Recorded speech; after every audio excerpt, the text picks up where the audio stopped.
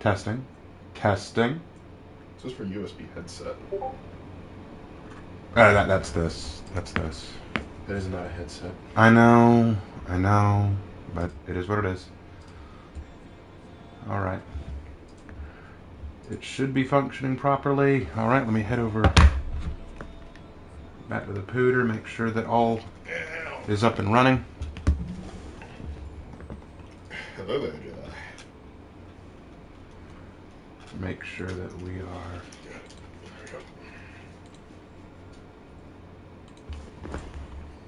Yep, let me add the thumbnail, because that's a thing. Make sure that's a thing. Fix Okay, we can hear you. Excellent, excellent. Can you be heard? I want to make sure that you are audible too. Actually, yes. Good. That's a surprise. Yeah, you can be heard. Yeah, dude. That's what we need. That's what's important. Save that monetization. Make sure that we can get that cheddar. You know how it is? What if we want Gouda? I do like Gouda cheese. That is Gouda cheese. Swiss. Swiss is okay. Yep. I've had better. We got some people who are rolling on it. A few people are admitting good. alcohol intoxication, which I suppose 'tis the night to be. It is the night to be a little intoxicated, I suppose. Here we go. Now, let me adjust Jedi the... Knight. He completed a Halo Reach. Classic game. Love it. Probably my favorite in the series. I think I destroyed the audio here. Let me check that. Not on your end, on my end. Let me see. Oh, remember, because you plug that in at the... Or is that... No, that wouldn't be plugged into the console, so... I wouldn't think, but let me check that. Okay, so we'll put it right there. I don't think it would be a problem. Sound, let me check the sound. I mean, that's plugged into the PC. Oh, yeah, it is. Switch.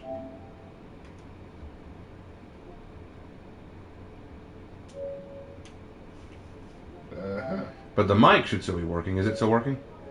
It should still be working. Yeah, there we go. I got audio again. Excellent. Okay. It's still working. Slight problem there. We'll make sure not to let that happen again. All right. Welcome one and all, everyone who's here, to the last stream of 2022, and to a lovely night to have some For Honor matches. Well, let's not waste any time, let's jump right into it. We're going to do a few Dominion matches, just for fun. I'm not looking to do anything competitive, and we're not going to look to play any specific characters tonight. I'm going to try to play at least one from each faction, I guess. And then we'll probably wrap things up around 10:30, because I know y'all don't want to spend your entire New Year's Eve watching this stream. Yeah, we got a few people from the Netherlands that are probably already in 2023. Yeah, y'all are probably already there. You're waiting on us to catch up, aren't you? I don't know quite the exact time difference. Oh, hey, Mal. Hey, Mal. Glad to have you. Glad to have you. Ooh. Chase DeBase Case. I hope I got that right. Just dropped $5. Says, hey, Raven, big fan. Happy New Year's, man. High key wish you were my history teacher back in high school. Mine fell asleep every day. Happy New Year. Happy New Year, brother. Thanks, appreciate the donation. That means so much. Always really appreciate that. $5 is awesome, and I wish that I was your history teacher, That would have been a lot of fun, because I feel like you would have been much more interested in what I would have to say than the kids I actually taught. So it would be like that sometimes. Yeah, it's one of those things. But again, thank you for the donation. And like I've said before, guys, donations always help out the channel. Even the small stuff always helps out. You have no idea. Given the way things are these days, I don't poo-poo anything. Yep. And we got several people over in Europe. We got Netherlands, Italy represented. So Italy represented, nice. By a Whiterun Guard. A Whiterun Guard from Italy? I don't know whether he's from Italy or just currently in Italy. Ooh, that is true. That is a question. Where does the Whiterun Guard originally hail from? It can't be Whiterun. Well, it can't be a place with curved swords. Curved? Swords?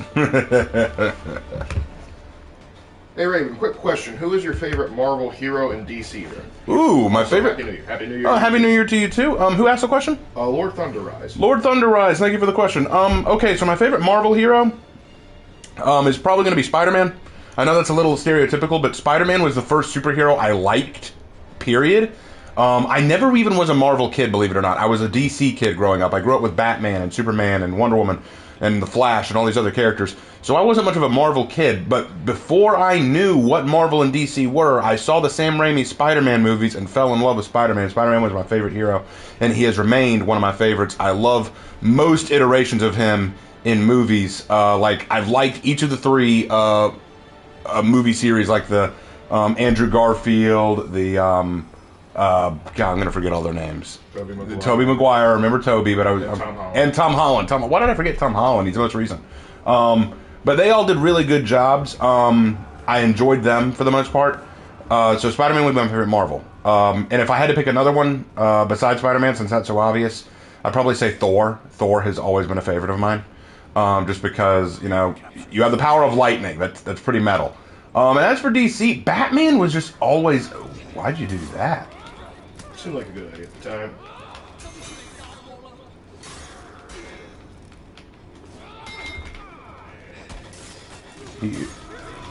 You shouldn't have did that. Bully Maguire is awesome.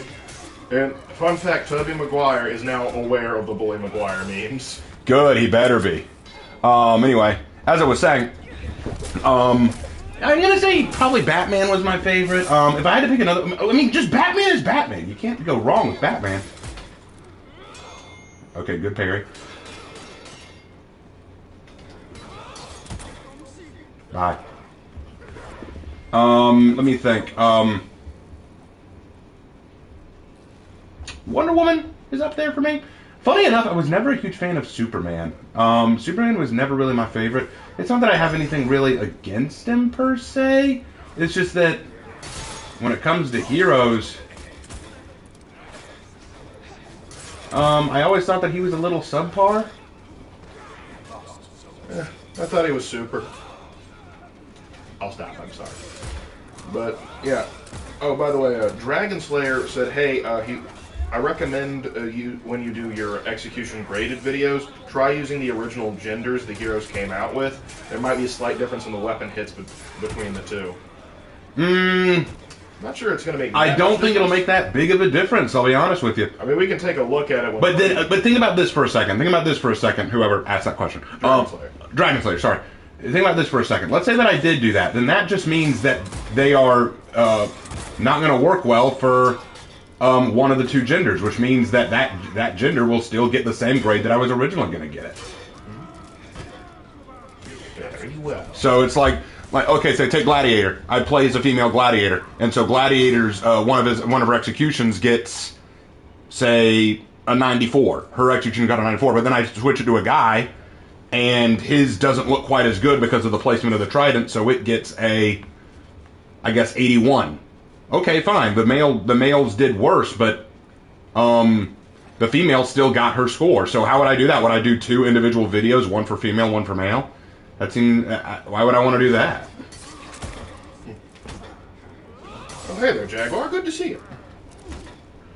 How much of a donation would I have to give for you to do JJ Shugoki next in the execution? I'm afraid it's gonna have to be in the probably. Let's go ahead and make it a state. We're gonna be incorruptible on that. We're just gonna keep going with it. Because I don't want to drain anybody's wallet just for that. I don't know, like, I might... Oh, shoot, I dodged when I should have attacked. My fault. That was dumb of me. Don't kill me with the bad execution.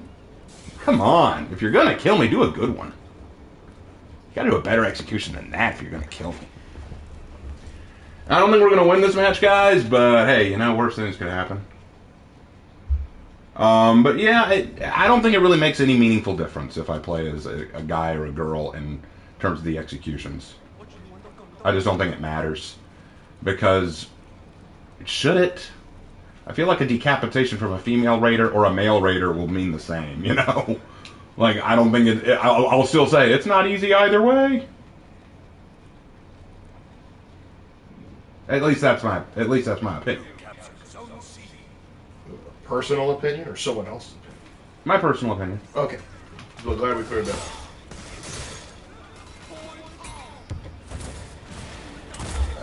Alrighty, let's see what else we got. So yeah, no, just to clarify for everybody else in case they didn't see it, no, we have not played Metro, not that we have anything against it, we've just never picked up the title. I know the bare bones basics. Nukes went off and you're fighting the remnants of the Russian population is fighting over the Moscow subway system.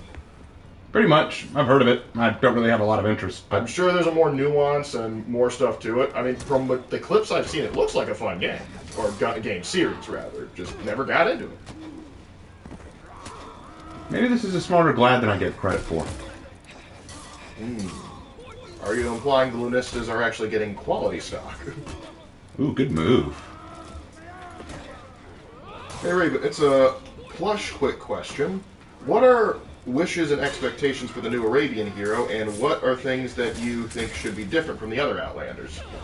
Well, what they're doing with all the Outlanders is they're basically adding some new mechanic or aspect of the hero that they want to try out. Like for the pirate, it was the use of a gun and the ability to mix feats into a combo. With Magi, it was the ability to do a permanent stance switch and make two different kinds of feats depending on the stance. I have no idea what they're going to do with the new hero. It depends on what kind of weapon they're going to use. Indeed.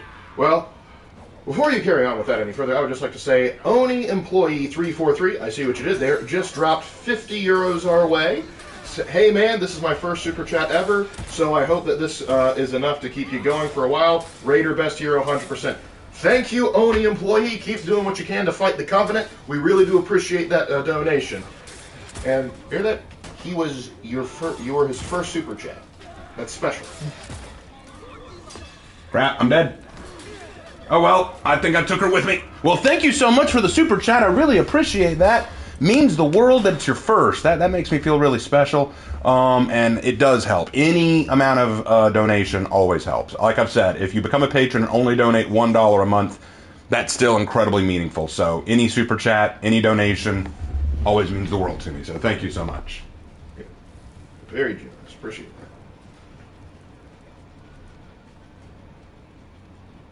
that. All right. I'm doing all right. It's been a while since I've played Pirate. I have not played Pirate in a really long time. Yarr. And she feels different with her nerf. But I haven't heard as many people bitch about her, so let's be fair. I'm glad for that. Most For Honor complaints will fade with time. Most. There are a few that stand the test of time.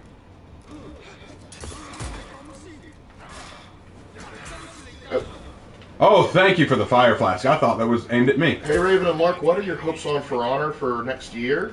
I'll talk about that in my video tomorrow, actually. Well, no, not tomorrow. Sorry, Monday.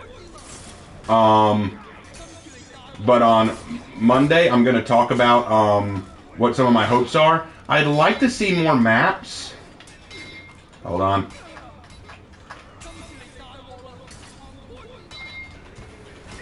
Crap. I did try. Lord, thanks. Oh my god. Thanks.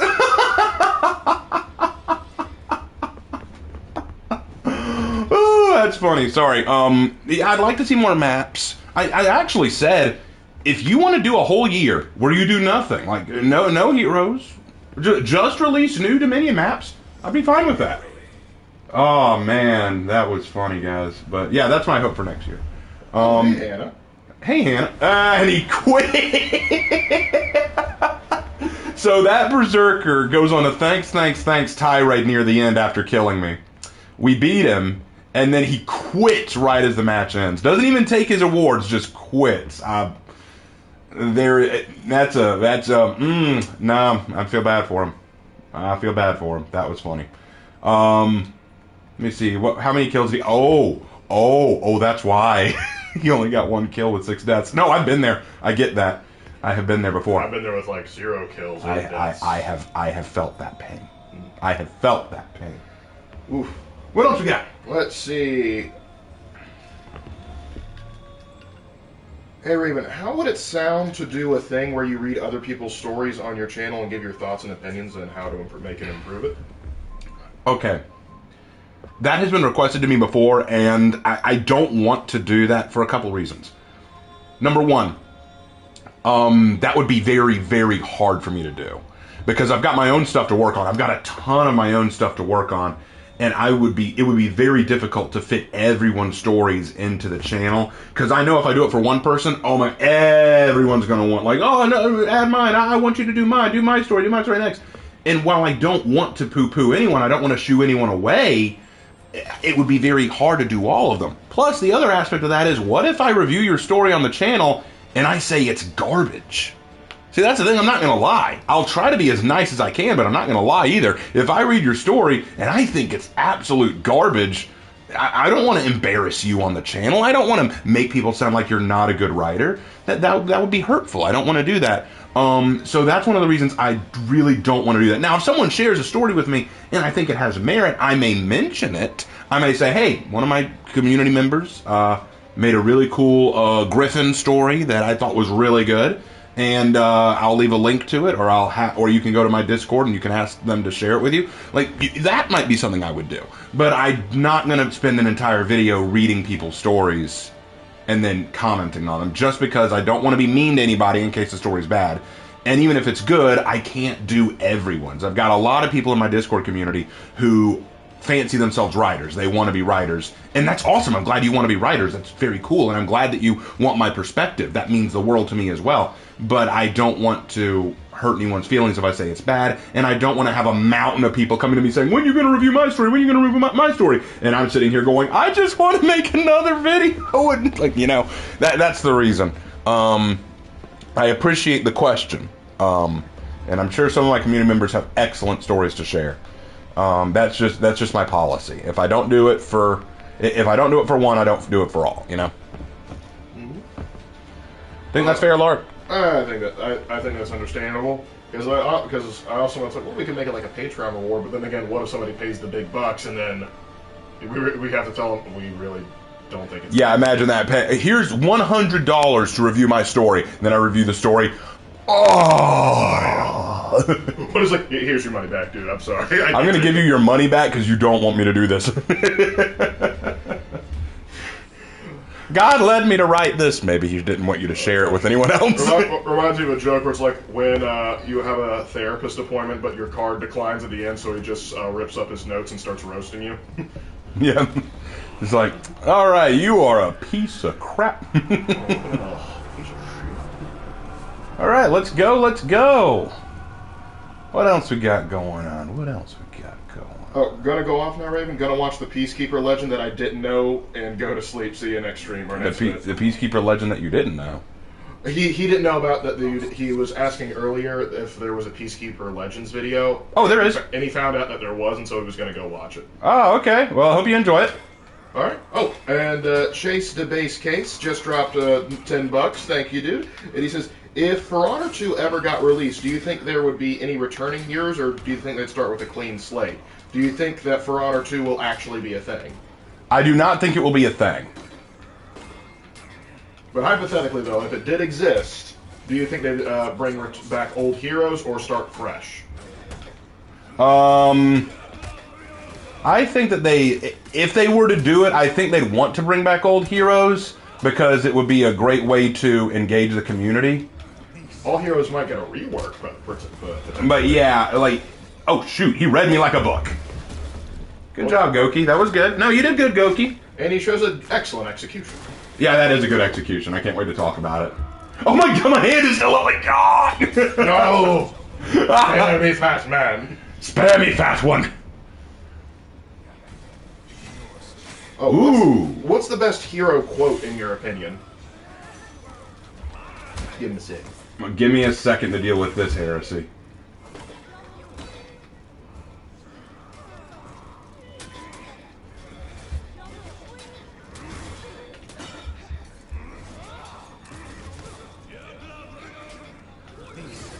Ooh, that one got ugly. Heal up a little bit. Okay, so the best hero quote. I love the female Kensei quote when she performs the execution, Daimyo's verdict. Tsubamanemo no wo kiraki wa nai, which means it's rude to not know your place. Oh wait, no, that's the males. What she actually, sorry, I got the two confused for a second. She said, I take no pleasure in killing worthless people.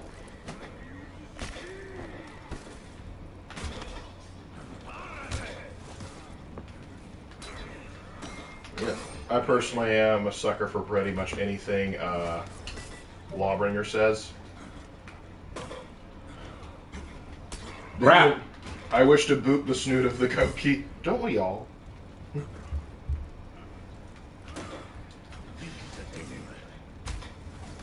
Crap!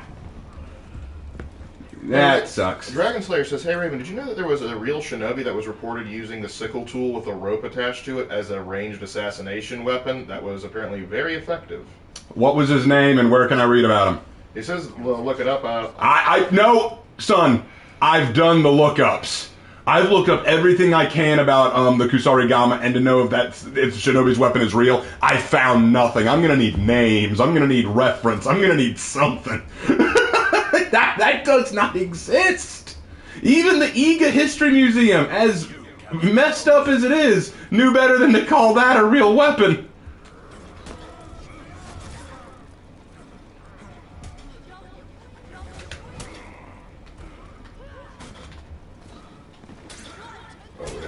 Okay. Oh crap. Y'all don't like me very much, do you?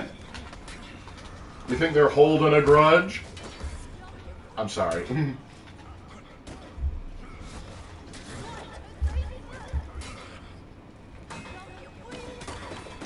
Hey Raven, Happy New Year, and want to say your video helped me a lot. Oh, thanks, Frankie.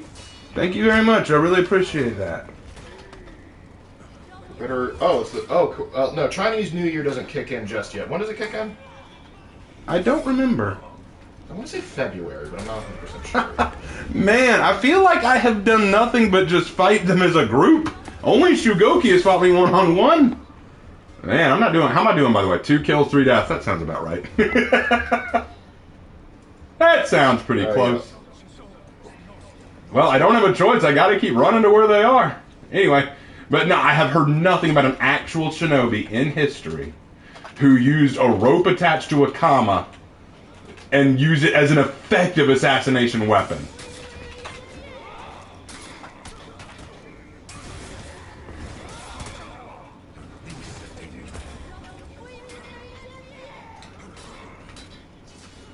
Hey Raven, if For Honor was to make a sequel movie, would you watch it? Hold on. But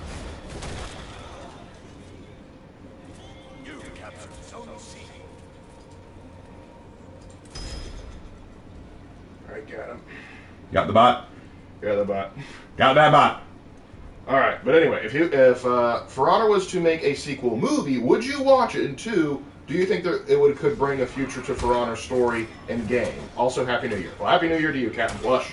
Happy New Year. Happy New Year.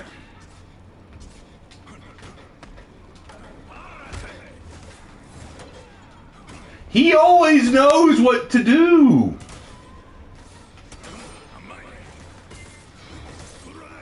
But does he know why kids love Cinnamon Toast Crunch? I rest my case. Why are you guys always ganking me? Stop it! Let me fight a man one-on-one. I don't need all the love. But anyway, to the question. What was the question, sorry? Question was, do you think a For Honor movie, 1, would you watch it? 2, do you think it would revitalize some things about the game, like it's adding more to the story mode? No. If they made a movie about For Honor, I don't think it would be good, because Hollywood has just this bad reputation of making crap. Now if they let us direct. But if they did do it, I think all it would do, it would lead to some DLC content, like maybe new cosmetics, maybe a new game mode, maybe a new outlook to a map. Oh heck, if we got a new game mode, I'm all for it.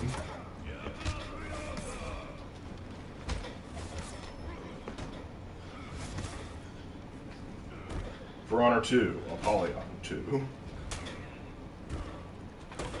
Actually, that'd be like, hear me out. For Honor 2, Apollyon versus Astria. Yeah. Hey, This guy's smart. What about a movie made by the fans? Yeah, we'd be down for that. I mean, there's a pretty good Fallout New Vegas fan movie about Leggett Linnaeus.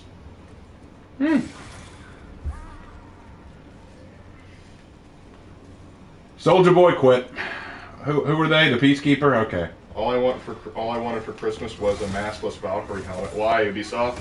Because Ubisoft is a cruel mistress, I'm afraid. Runner 2 Draconite Boogaloo. I like it. Ooh, good guard break.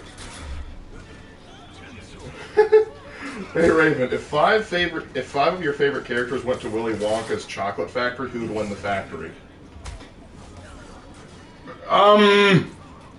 Probably none of them.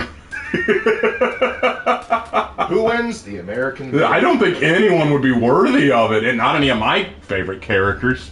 You mean from For Honor? None of them. None of them are worthy. Or yeah. or like characters I've created. Which is favorite, not necessarily ones you've made. Oh, Ruth might win it. Ruth, maybe. Ruth seems like a good girl. Bugs Bunny. Bugs Bunny. Yeah, he probably could. And Daniel G wants to know, have you done a Centurion's Legends video? No, okay. I need to explain this because I think people are forgetting how I do this. What I do for the I thought you said Execution's great. No, I'm sorry. Legends. Yes, there's a Centurion Legends video. There is one. I'm sorry. I misunderstood. People keep asking, can you do this Execution? No, but you said Legends. Yes, there's a Centurion Legends video. Gaius. He was actually, I think, the third one I did. Something like that. I'd even help with that. Yeah. I think I did him third. Mal, someone mentions Astria. So you have summoned me. Yes, Mal. It was all ruse, just to draw you here. we got you here, didn't we? It's just like there's like a statue of Astria under a cardboard box and a ruler. Mal's just sweating intensely.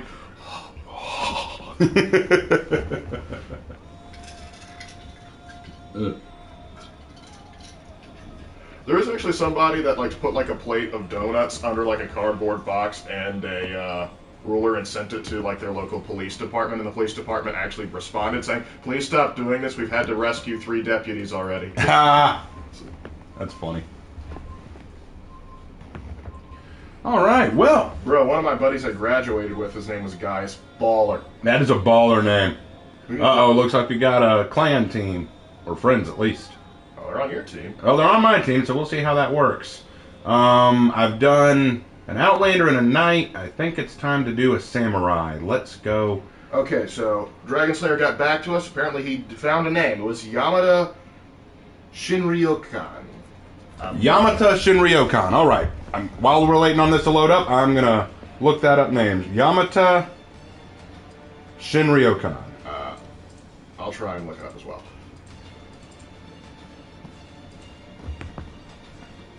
Yamada Shinryuken was a semi-famous swordsman following the Edo period of the 17th century of Japan. Shinryuken was noted teacher of the Kusarigama, which consists of a kama with a long chain with a weight at one end attached to it, who killed many rival swordsmen. Shinryuken was finally defeated when he fought against the swordsman Arakai Mateomon. There is no reference to him using anything like what Shinobi used, but then again, that is just the only reference Wikipedia. Is the Secret of the Samurai. Let's try academic dictionaries and encyclopedia. Let's try that one. They did find a name, though. We'll give them that. During their battle, Mateomon lured Shinryuken into a bamboo grove. The thick bamboo did not give Shinryuken room to swing the chain and entangle his opponent, and Mateomon seized the chance to cut him down.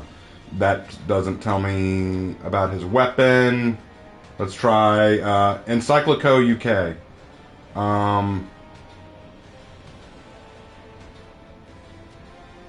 Yeah, no, I still don't see anything about his specific Kusarigama type being unique. So it says that he was a user of the Kusarigama, but it does not say that his Kusarigama was a kama on a rope that he used the same way Shinobi did. Sorry, that... Well, he didn't ever claim it was the same way Shinobi did. He was just saying it was... Didn't he? But he said it was used as a ranged assassination technique. Oh, I thought he was saying it's the same kind as Shinobi. No. Hey, I misunderstood it. You gotta clarify, man. You gotta clarify. You just misunderstood. No. Yeah, let me stick to my story, okay? I like my story. I'm gonna stick to it, okay? I'm your editor. It's my job to mess with you. Okay. All right. I see how it is now. But I'm glad you found a name. I'm not Good denying. job, Dragon Slayer. I'm not denying his existence. I thought you were trying to say no. He used it the same way Shinobi did, and I was going, no, he did not. But if all you're saying is that he used the Kusarigama to kill people, no, I'll believe that. I'm sure it existed. I'm sure he used it in an effective way. Okay. All right, Gaius Octavius Crook. I swear that was his name. Ooh, what a name! That's a Roman fanboy. Hey Raven, will you make a Legends video for heroes you've already done but of the opposite sex, like a male Raider or a female Orochi? I mean, yeah, that could be fun. Yeah. Like we have a warden named Jonathan Torch. It's 3 a.m. for me. Ooh, bless your heart, Skylar. Must be in Europe. Imagine a For Honor and Warhammer crossover. Oh, make my Christmas wish come true. Like an event in game mode? Yeah, trust me, Miles, we've thought about it. I would love a Warhammer For Honor crossover as long as they give me residuals. Skylar says that she's from Norway, to which I had to stop myself from saying there's Norway. Ah! I knew that she was from Norway, though. She mentioned it in Discord. Oh, well, I didn't know. But it's funny because she's probably going like, ha, never heard that one before. Lord Thunder Eyes, we don't know enough about him to really give an opinion. What's the question? It's about a villain from FNAF. Oh, I don't know much about FNAF, so I can't really talk to that. Alright. Ah, great. You again. Alright.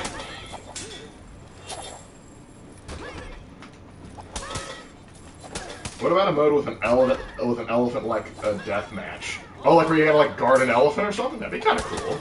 Kind of a nod to the samurai story mode. It'd be kind of cool, actually. Yeah.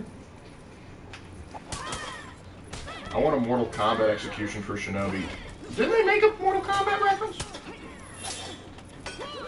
Thank you.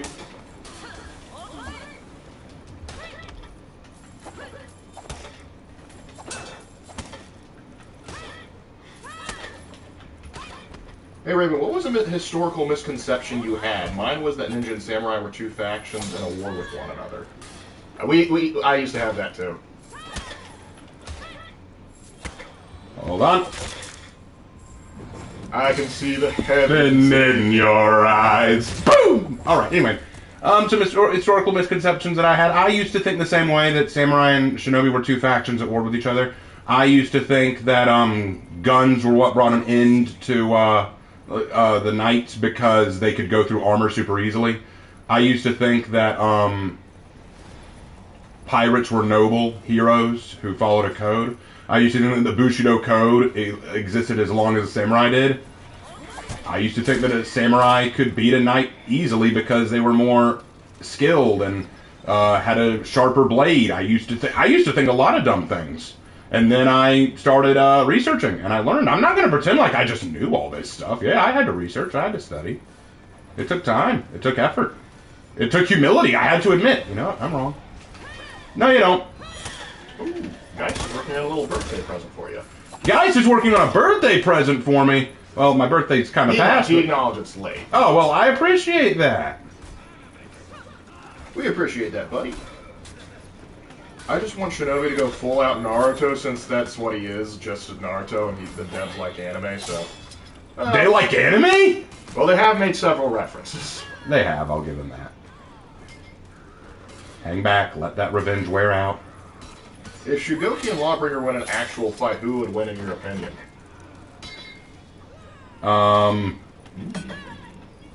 I think that of all the characters, Shugoki has the best chance of beating a Lawbringer, but I still think Lawbringer has it.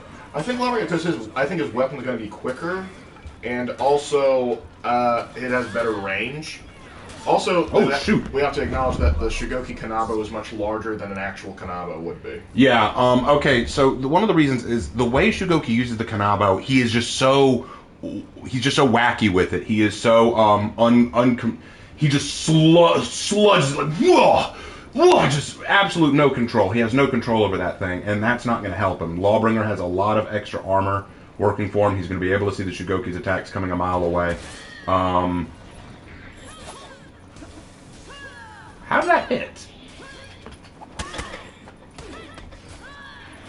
I do not like Shinobi's zone. It gets an easy hit, but then there's nothing you can do after it, because all they have to do is just hold their guard here.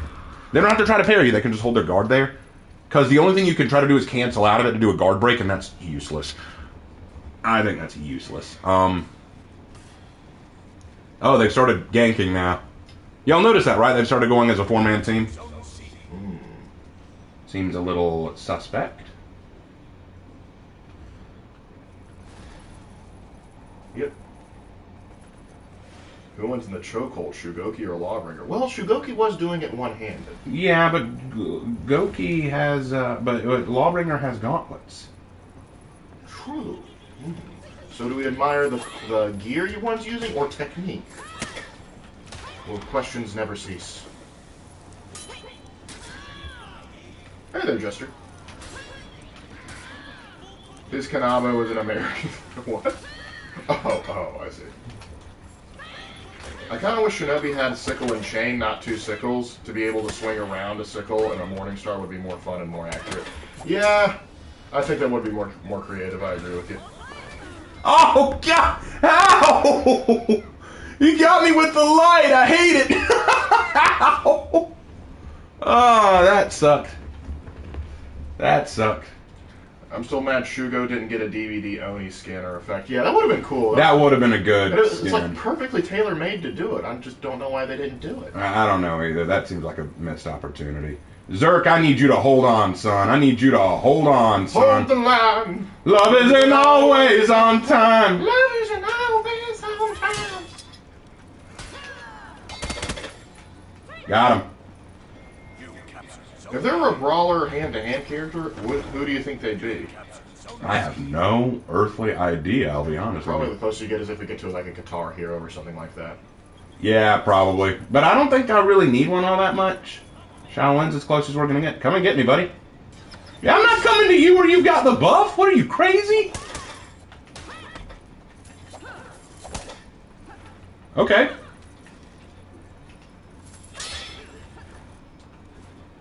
I'll just wait for it to wear out then. Stay in there for all I care.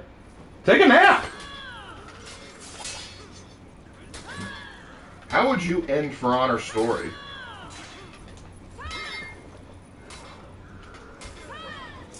Yeah, see? That's why I didn't do anything, you moron.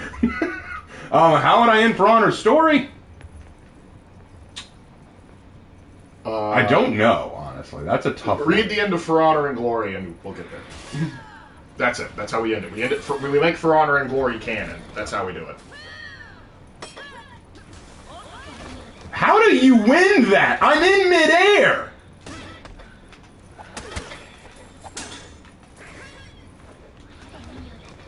Oh, thank goodness I dodged that. Oh no. Oh, dang it. Warmonger and Centurion are brawler heroes. They'd be throwing hands. You're not wrong there, Mal. You're not wrong. And then everyone made peace. Everyone. I think that the way For Honor and Glory ends, that will be the way For Honor as a whole ends, because I've got a whole plan for that. Yeah. Actually, I have trouble thinking about how For Honor could continue after For Honor and Glory. Yep. That Hitakiri is really good. Like that's not Cheezer. That's me. I'm not good at Shinobi, and they are very good. I wish they gave Raider chainmail armor to make his lore where he has an option to wear armor or not. Well, they did eventually give him chainmail armor, but I see what you're saying. Crap! I know it's stupid and we'll never get at it, but imagine if we had like an archer character. Would never happen for parry reasons, but sheesh. Yeah, I'd like an English. Crap! Guys! What the hell? Look, Hitakiri was gonna beat me anyway. Did you have to three-way me? Oh, that's cringe. That was cringe, Briar. Oh, now he's edge walking, please. Well, we've lost this one, boys, but hey, we won the first two, right? I bet I can turn B around. Hey, Raven, who wins in a fight? A Native American with thick animal skin as armor and a bow and hunting knife, or a lightly armored Orochi like samurai with a katana in an open field? Oh, you coward! Okay. Alright, I see how it is. I see how it is.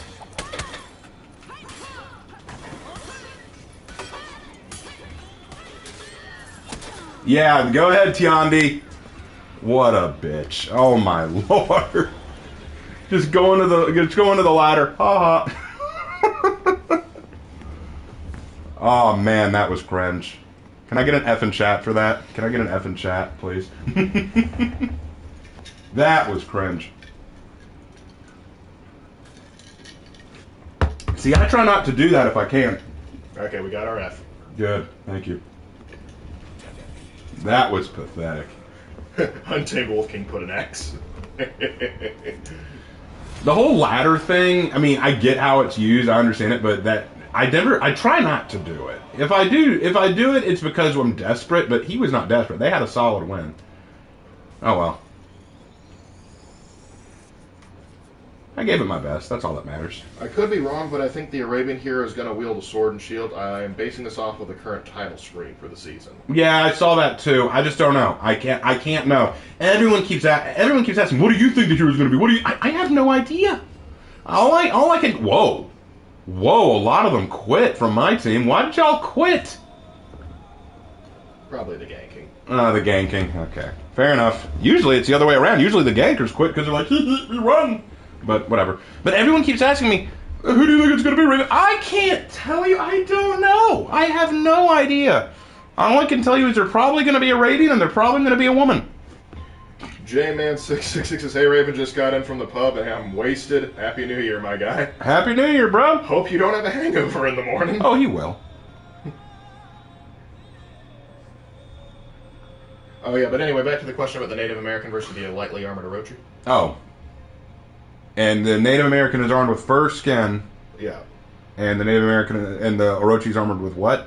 Got basically the Orochi armor and a katana. What's the Native American bringing to the fight? Bow and hunting knife. I'm gonna give it to the Orochi. Well, first of all, if the Native American has a bow, why wouldn't the Orochi have a bow? It's just setting it up. But the thing is, if that's what you're giving the Native American, they're probably going to try and take him out from stealth. Right. The Orochi already has better armor because even though, like, the Orochi's armor in game may be wood, which is stupid, but a katana could cut through fur. Like, I'm pretty sure it could cut through basic fur. Mm-hmm. Plus, he has a longer reach with it. If the Orochi can close the distance, he's going to win. So if the Native can play stealthy, he wins. Right. And but if we argue, only the Native American has a bow, then I'll probably give the Native American. He has the long range technique, but hence the stealth. Right. Because they good at bushwhacking. How practical would stone armor be? Ask Urki. Yeah, stone armor would be pointless, heavy, cumbersome, difficult to mold into effective and shapely armor. Nah, stone armor's useless. I would never give someone stone armor. Steel? Yes. Iron? Yes. Stone? No. Turn stone into iron or steel. Or smelt the iron out of You know what I mean. Okay. Think we'll ever get heroes for default factions again, or will it just be Outlanders till the community whines?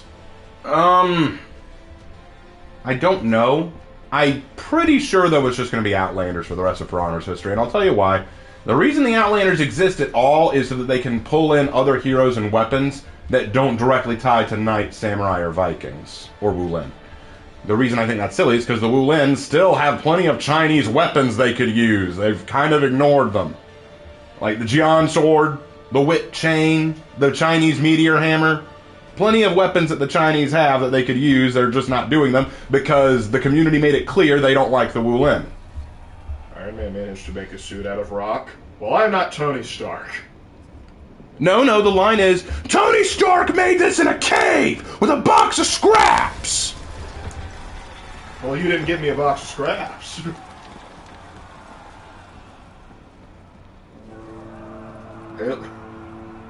Halo Spartan versus Doom Guy.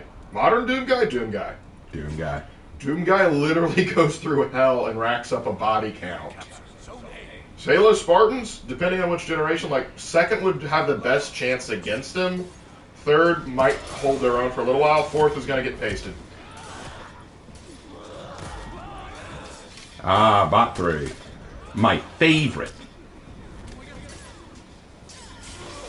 Wulin should add Mongolian mercenaries. That'd be cool. Pirate, please stop. You've given him his revenge. Thanks, Pirate. Hubris. Would a conquistador be okay character? Yeah, but he'd have to go to the knight faction, which would make everyone bad. Yep, it'd be just another knight. He'd have armor, he'd have guns, he'd have a rapier, most likely. Doomguy versus Demon Primarch Angron. Ooh. That'd be tough. That'd be tough for Doomguy. Here's a question. Doomguy versus Goblin Slayer, but Goblin Slayer is convinced Doomguy is a goblin. Oh, Goblin Slayer. He'll find a way. I'll find a way! Hi, Yorm. I want a Spartan Warrior. Like, please give me King Leonidas. We all want it, don't we? What do you think of a World War I or Victorian version of For Honor? How would that work? Like, do you want to be like a fighting game, or like, do you want to like play Battlefield 1? Because I like Battlefield 1. Doomguy versus Master Chief? That's a tough one. Because one is incredibly lucky and the other's Doomguy. Wasn't Leonidas like 61 years old? Thermopylae around that. Alright, I guess me and Yorm are just going to have our own little fight here. It's a Yorm standoff.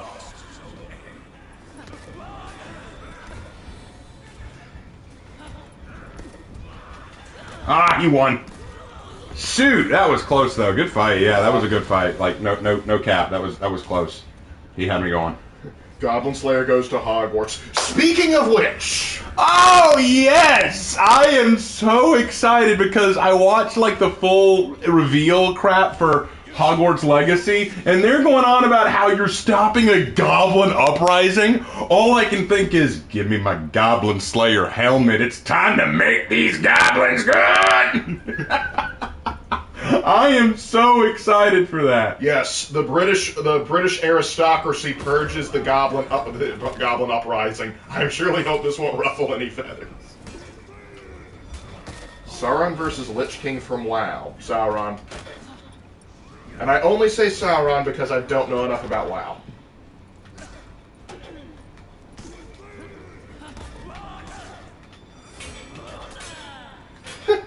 Hey Raven, was it true that medieval soldiers would smear feces on their swords to add some sort of poison-like effect? And was it true that catapults would fling dead corpses who were set on fire and disease into the castle? Some would do this. Well, we know that flinging corpses was definitely one of the Mongols did it. I don't have any. I've never read any record of using feces on swords. What the hell? Where'd my teammate go? Why wasn't he there to help? I don't know any record of people smearing feces on swords because, I mean, yeah, it may lead to some dysentery and to some diseases, but it would be very bad for the swords. Like, you realize that'd be terrible for the steel, right? Like, can you imagine, like, your squire bringing your sword? I smeared my crap on it. That'd be, you're gonna die. That's disgusting, and it would be very bad for the swords, bad for their upkeep. And swords are expensive. Swords are very expensive. You don't want to do that. Freaking Anubis over there. I know, right? Don't you have, like, a kitchen scale to be looking after? I gotta be careful. I'm still playing Origins. Holy! I blinked. What happened? He just threw his 4th feet at me. I guess he was scared. Okay. He wanted to what? All right. How am I doing, by the way? 3 kills, 3 deaths. That sounds right. Man, the gank is real, though. All right. Let's try to stop the gank, I guess. But, man, that was mean. That was very mean. I heard they do that with arrows. Now, with arrows, I might buy that a little more.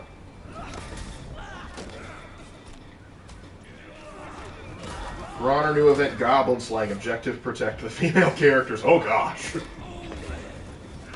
Ubisoft isn't gutsy enough to do that, I'm afraid. I heard that Persians put cats on their shields so that Egyptians couldn't attack them. Yes, we have that from Herodotus. Now, some people question its validity, but yes, that is an actual anecdote we've heard from history.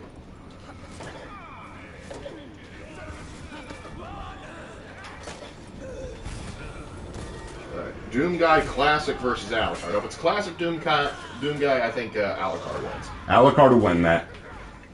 But if it's a newer Doomguy, then Doomguy's got a good chance. Dead Space games versus Resident Evil games. I've really never touched either. I mean, I'm kind of curious to start some of the other Resident Evil games. Dead Space, I don't know, man. I'm not sure I feel about shoving a syringe into my eye. I know they're actually fun games, it's just amazing. Wow, we suddenly turned this around. For how long? But for how long? That's the tick.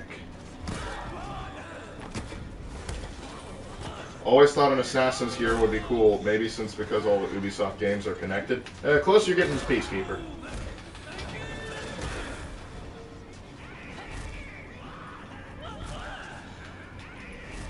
Die Anubis! Wait a minute, that sounds weird. You're not wrong, Aaron. Crap. I still like to fantasize that Ubisoft would give us a giant war game mode, like 20 players on each team attacking one of the 3 of the main countries. Yeah, I would like to see something like that, too. Sort of like a mix between For Honor and Bannerlord, that'd be cool. I'll let them fight Raider. I need to get back to A.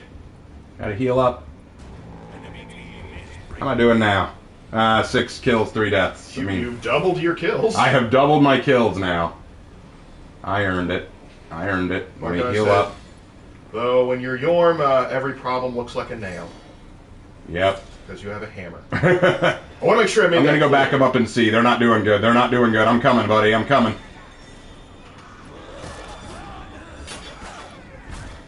One v20 ganks, Lord help us. Oh yeah, that would be awful. They'd have to find a way to mitigate that. I never really touched him that much, Lord Thunderrise.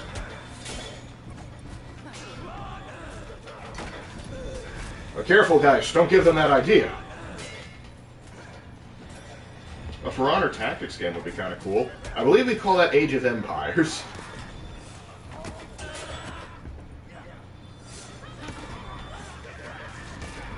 For Honor X Fire Emblem coming to Nintendo Switch. But would it work on Nintendo Switch? That's the question.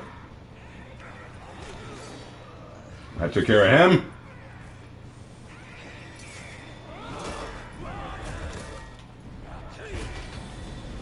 Alright.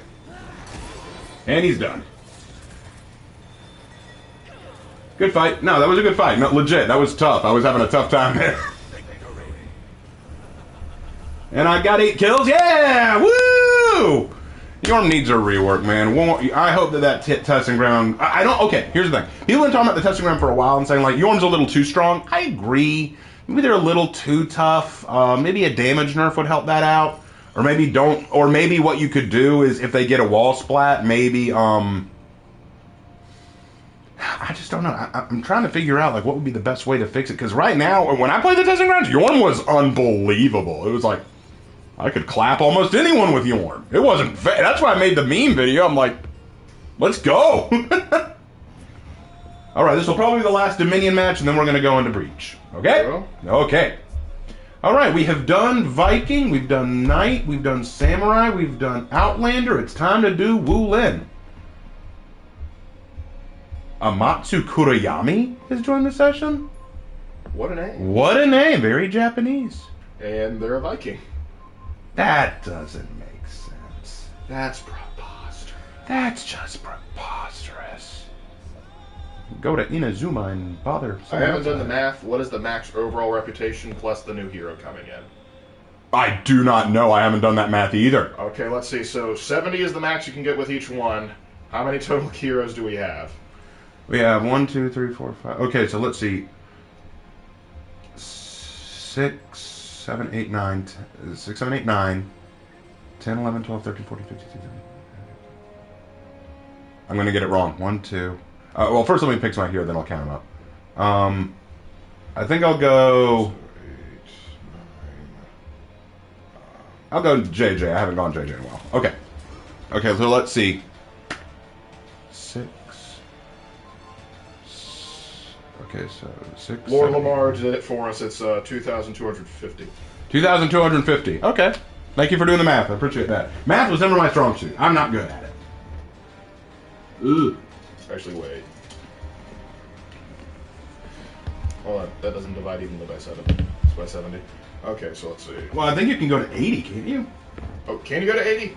Well, what's the max you can go to per character? I thought it was. Is it 70 or 80? Well, it was 70. Maybe it is. Maybe it is 70. If I ever see a rep 250 and For Honor, I will leave. Oh, it's 70. Okay, it is 70? Okay. So, 70 times each character. Okay, so... Let's see, so there's 9 knights, there's 7 Vikings. Oh, let's see. You know, I can just... Google is made for a reason.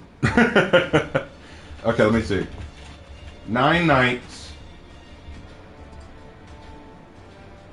16 plus the Vikings, so... There's 31. 31 characters, okay. So that we have 32. 32 times 70. 2,240. 2,240, okay. Okay, so he got it right. He just accidentally put in a 5 instead of a... Okay, 2,240. If I see someone at that level coming up against me, I'm gonna cry. Because I'm only... What am I? Oh, gosh. 18. Daniel G. You should know better by now. What did Daniel G say? Stormcloak or Imperial? Imperial. Have you not seen... Have you not seen the Locke's Lamentation discussing these I have a things? 2-part series. He has a 2-part video series, one about why the Stormcloaks are crap, and one why the Imperials are Chad. Well, to be fair, the Stormcloaks are still better written than, say, other Bethesda factions. Hello, Mr. House. When did you get it? Mr. House is written just fine in comparison to the freaking Railroad. Oh, yeah. I still think Mr. House is a little overrated. He is, unfortunately... Well, everyone just says, he's the best. No, he's not. He is overhyped. He's good, but he's overhyped. Oh, shit. Here, let's slow y'all down. Haha.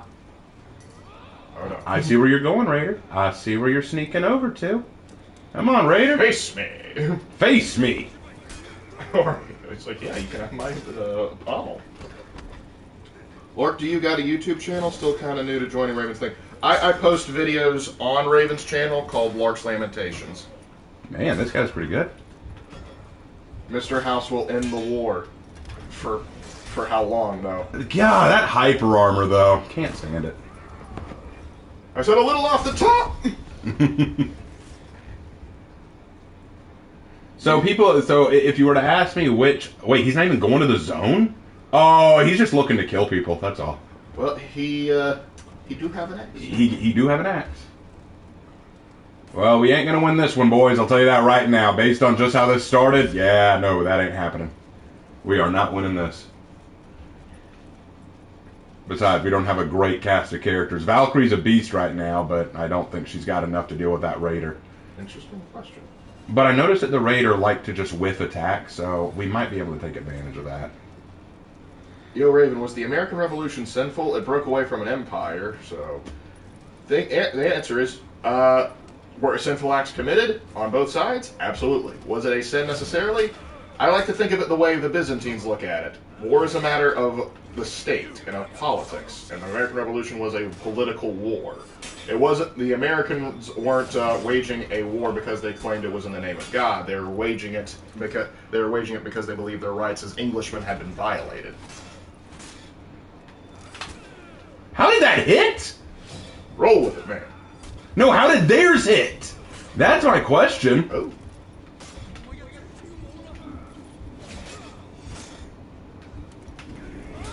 No, what happened was I did a back dodge from their attack, but and even though the attack missed me, the animation missed me, I still took a hit. I was like, how did that hit? Y'all saw that, right? Am I crazy?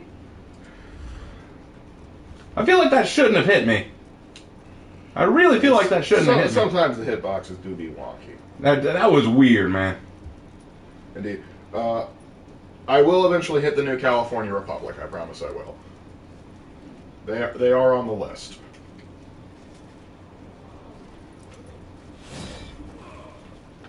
Jokes aside, I think I once ran into a Rep 2000 or something. I have never seen 1,000, but good lord, I can't even imagine.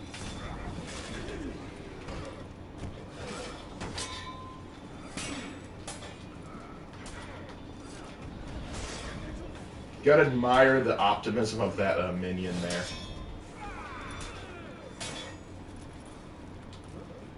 What are you?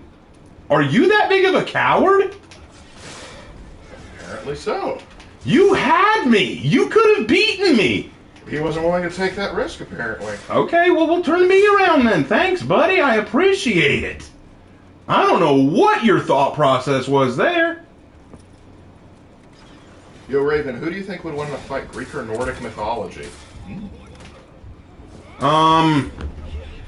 Greek. Greek's gonna win that one. Because the Greek gods were clearly supernaturally superior. They could transform themselves, they could cause storms and tsunamis, they could reshape the world as we knew it. The Norse gods couldn't do all that, with the exception of Loki, who could transform. None of the others could. And most of them didn't have world-changing capabilities. Yes, Thor was incredibly strong and could do incredible shit, but it was clear he still had his limitations. Whoa, what? What? According to chat, is this how we're gonna do it? Pope Francis. What are we talking about? Apparently, there's saying that, Pope Benedict died. I thought you were talking about the current reigning Pope. No, I knew Pope Benedict died. I heard about that. Yeah, this is news to me. Yeah, I thought we were talking about Pope Francis. I was about to say the Cardinal's going to have to get in the box. I saw one Rep 1000, they just light spammed the whole time. That sounds about right, doesn't it?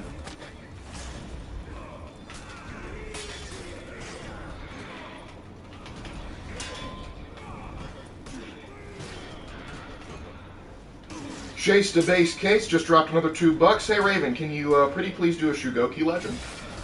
I will get to it. And thank you for the donation, but yes, we will get to Shugoki. We're going to get all of them. I don't know there was more than one Pope. Not at a time. Pope Benedict retired. Jesus! There's only one reigning Pope. But wow, and the emote spam. Yeah, this may be a sign it's time to leave Dude, I would stop. You're playing Raider, and what's your rep? 18. I would not act so smug. You're playing the objectively best Vanguard. Like, I would shut up. Huh. I hate when people act like that. It is very scummy, and it's inappropriate. And especially if you lose, because then it's like, oh wow, you were a jerk for you were a jerk, and then you lost. Not a good look.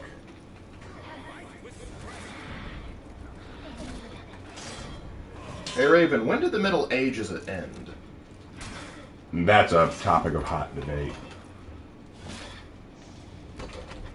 I'd probably say around the time we start getting into the era of pike and shot.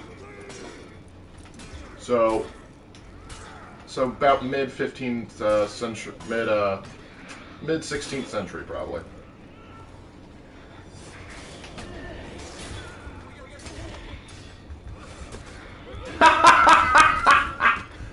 Okay. Hey, look, would I rather rewrite the Isu out of Assassin's Creed or completely blitz the railroad in Fallout? I'd get rid of the Isu. I'd get rid of the Isu. Yeah. Get rid of the Isu.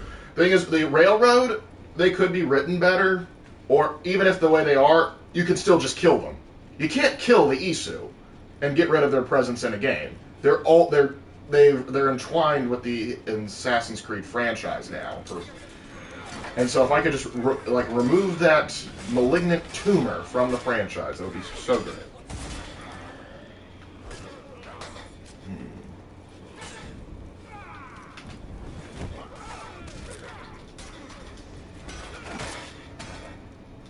I'm sorry about your broken ribs there, dude. Hope you feel better.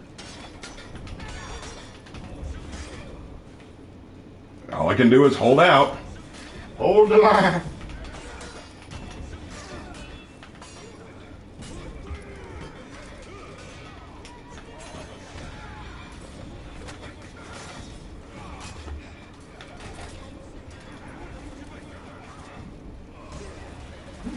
Red coin.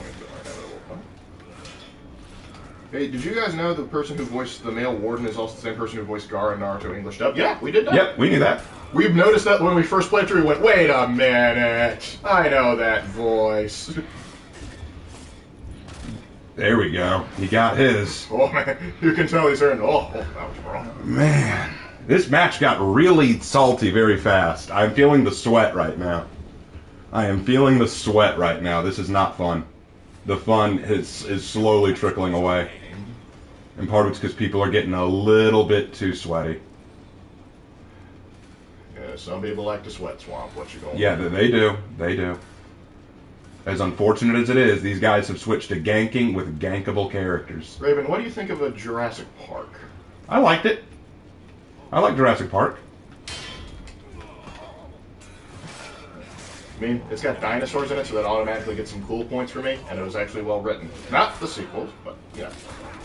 These two were just the ones who came before, yeah. I know that. So if you could rewrite the railroad, what would you do, Lark? Check out the end of the Lamentations. You gotta watch his Lamentations, guys. Raven, will you miss 2022? Certain aspects about it. I suppose I will too.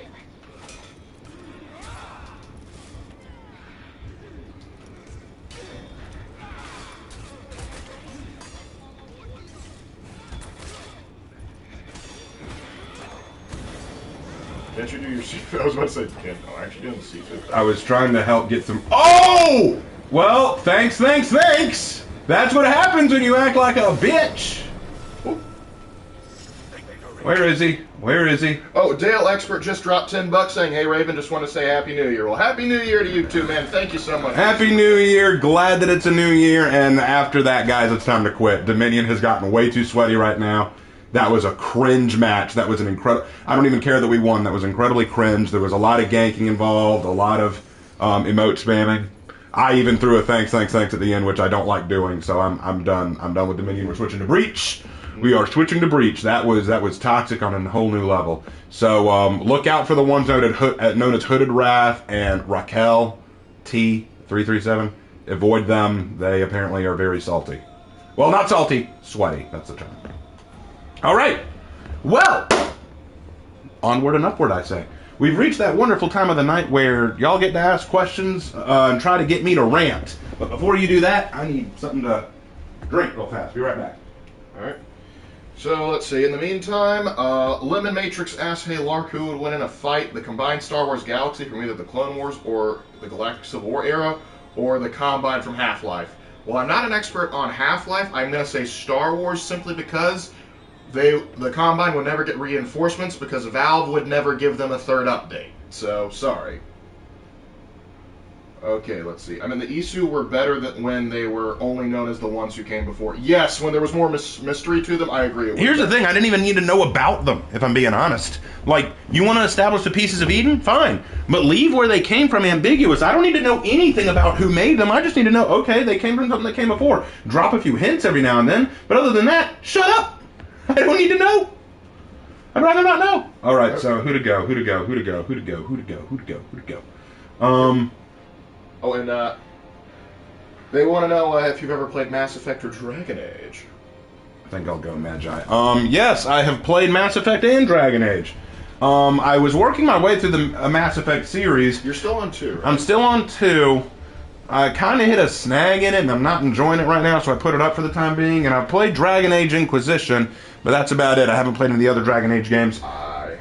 You have played others. I played all 3 Dragon Age games. Ironically, the first one is the only one I haven't finished. I beat 2 in Inquisition.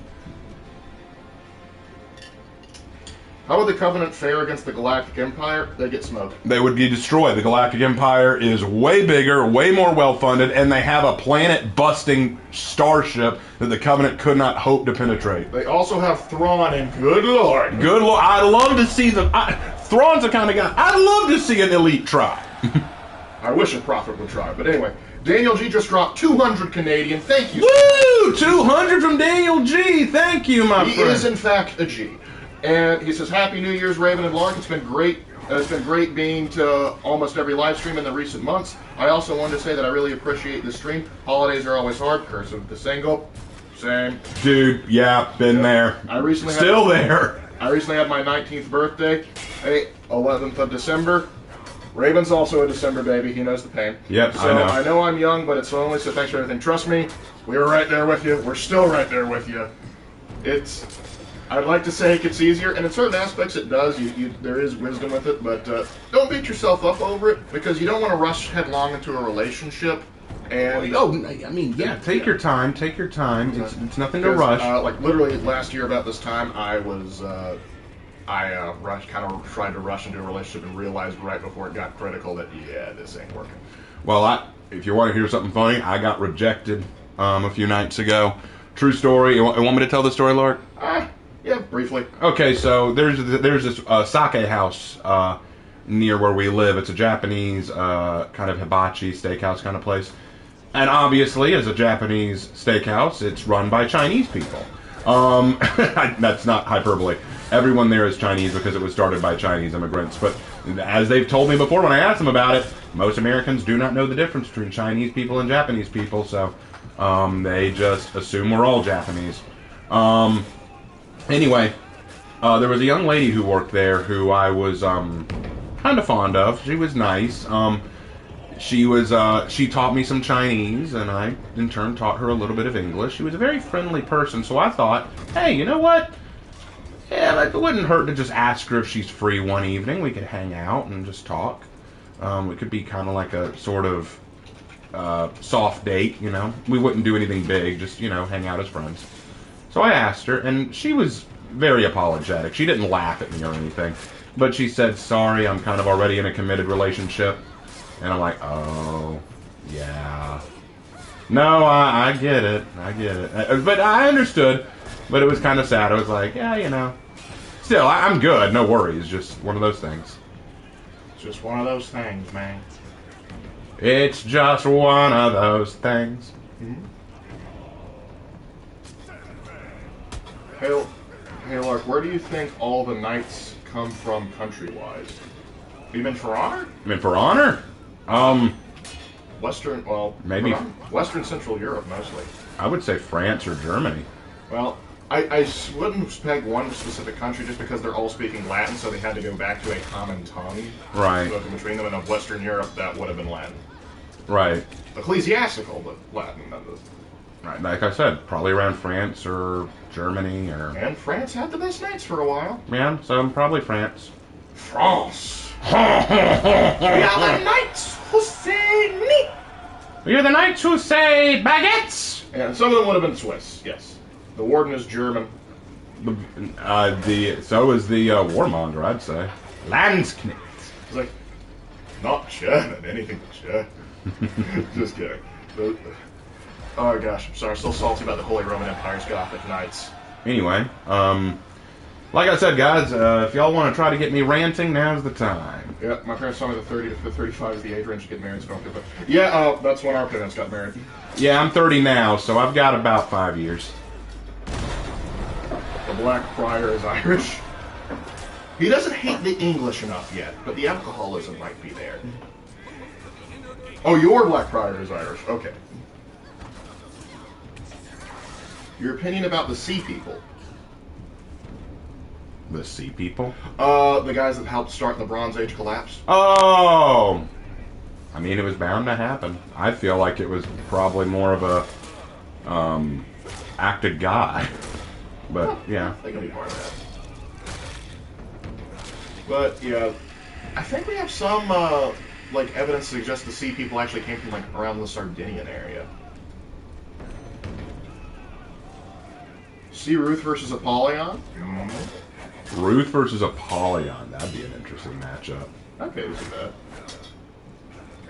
Even if Sent is Roman, I feel like he'd be Spanish. He could be from Iberia. Some of the best emperors were from Iberia. Hadrian, gosh, I don't know why his name escapes me. Trajan, there we go. Curse you, minion! My warden is Romanian, and I'll let you do the math as to why. I see you, Vlad, I see you. Vlad. I'm actually planning a trip to Romania later this year. Well, next year, actually. Yep. It's still not quite 2023 yet. Yep. Europeans are going, come on, man, get on our level. Some people think that the Sea People were Philistines. I actually heard the argument that they became Philistines, like the Sea People some of them settled down in what would become Philistia. Right, and that would make sense given the time period. Yeah, actually, like Inspiring Philosophy did a pretty good video about it because he was explaining like the idea, like the David versus Goliath thing, like the challenging that was very much a Western Mediterranean and Greek idea that the Philistines would have brought with them.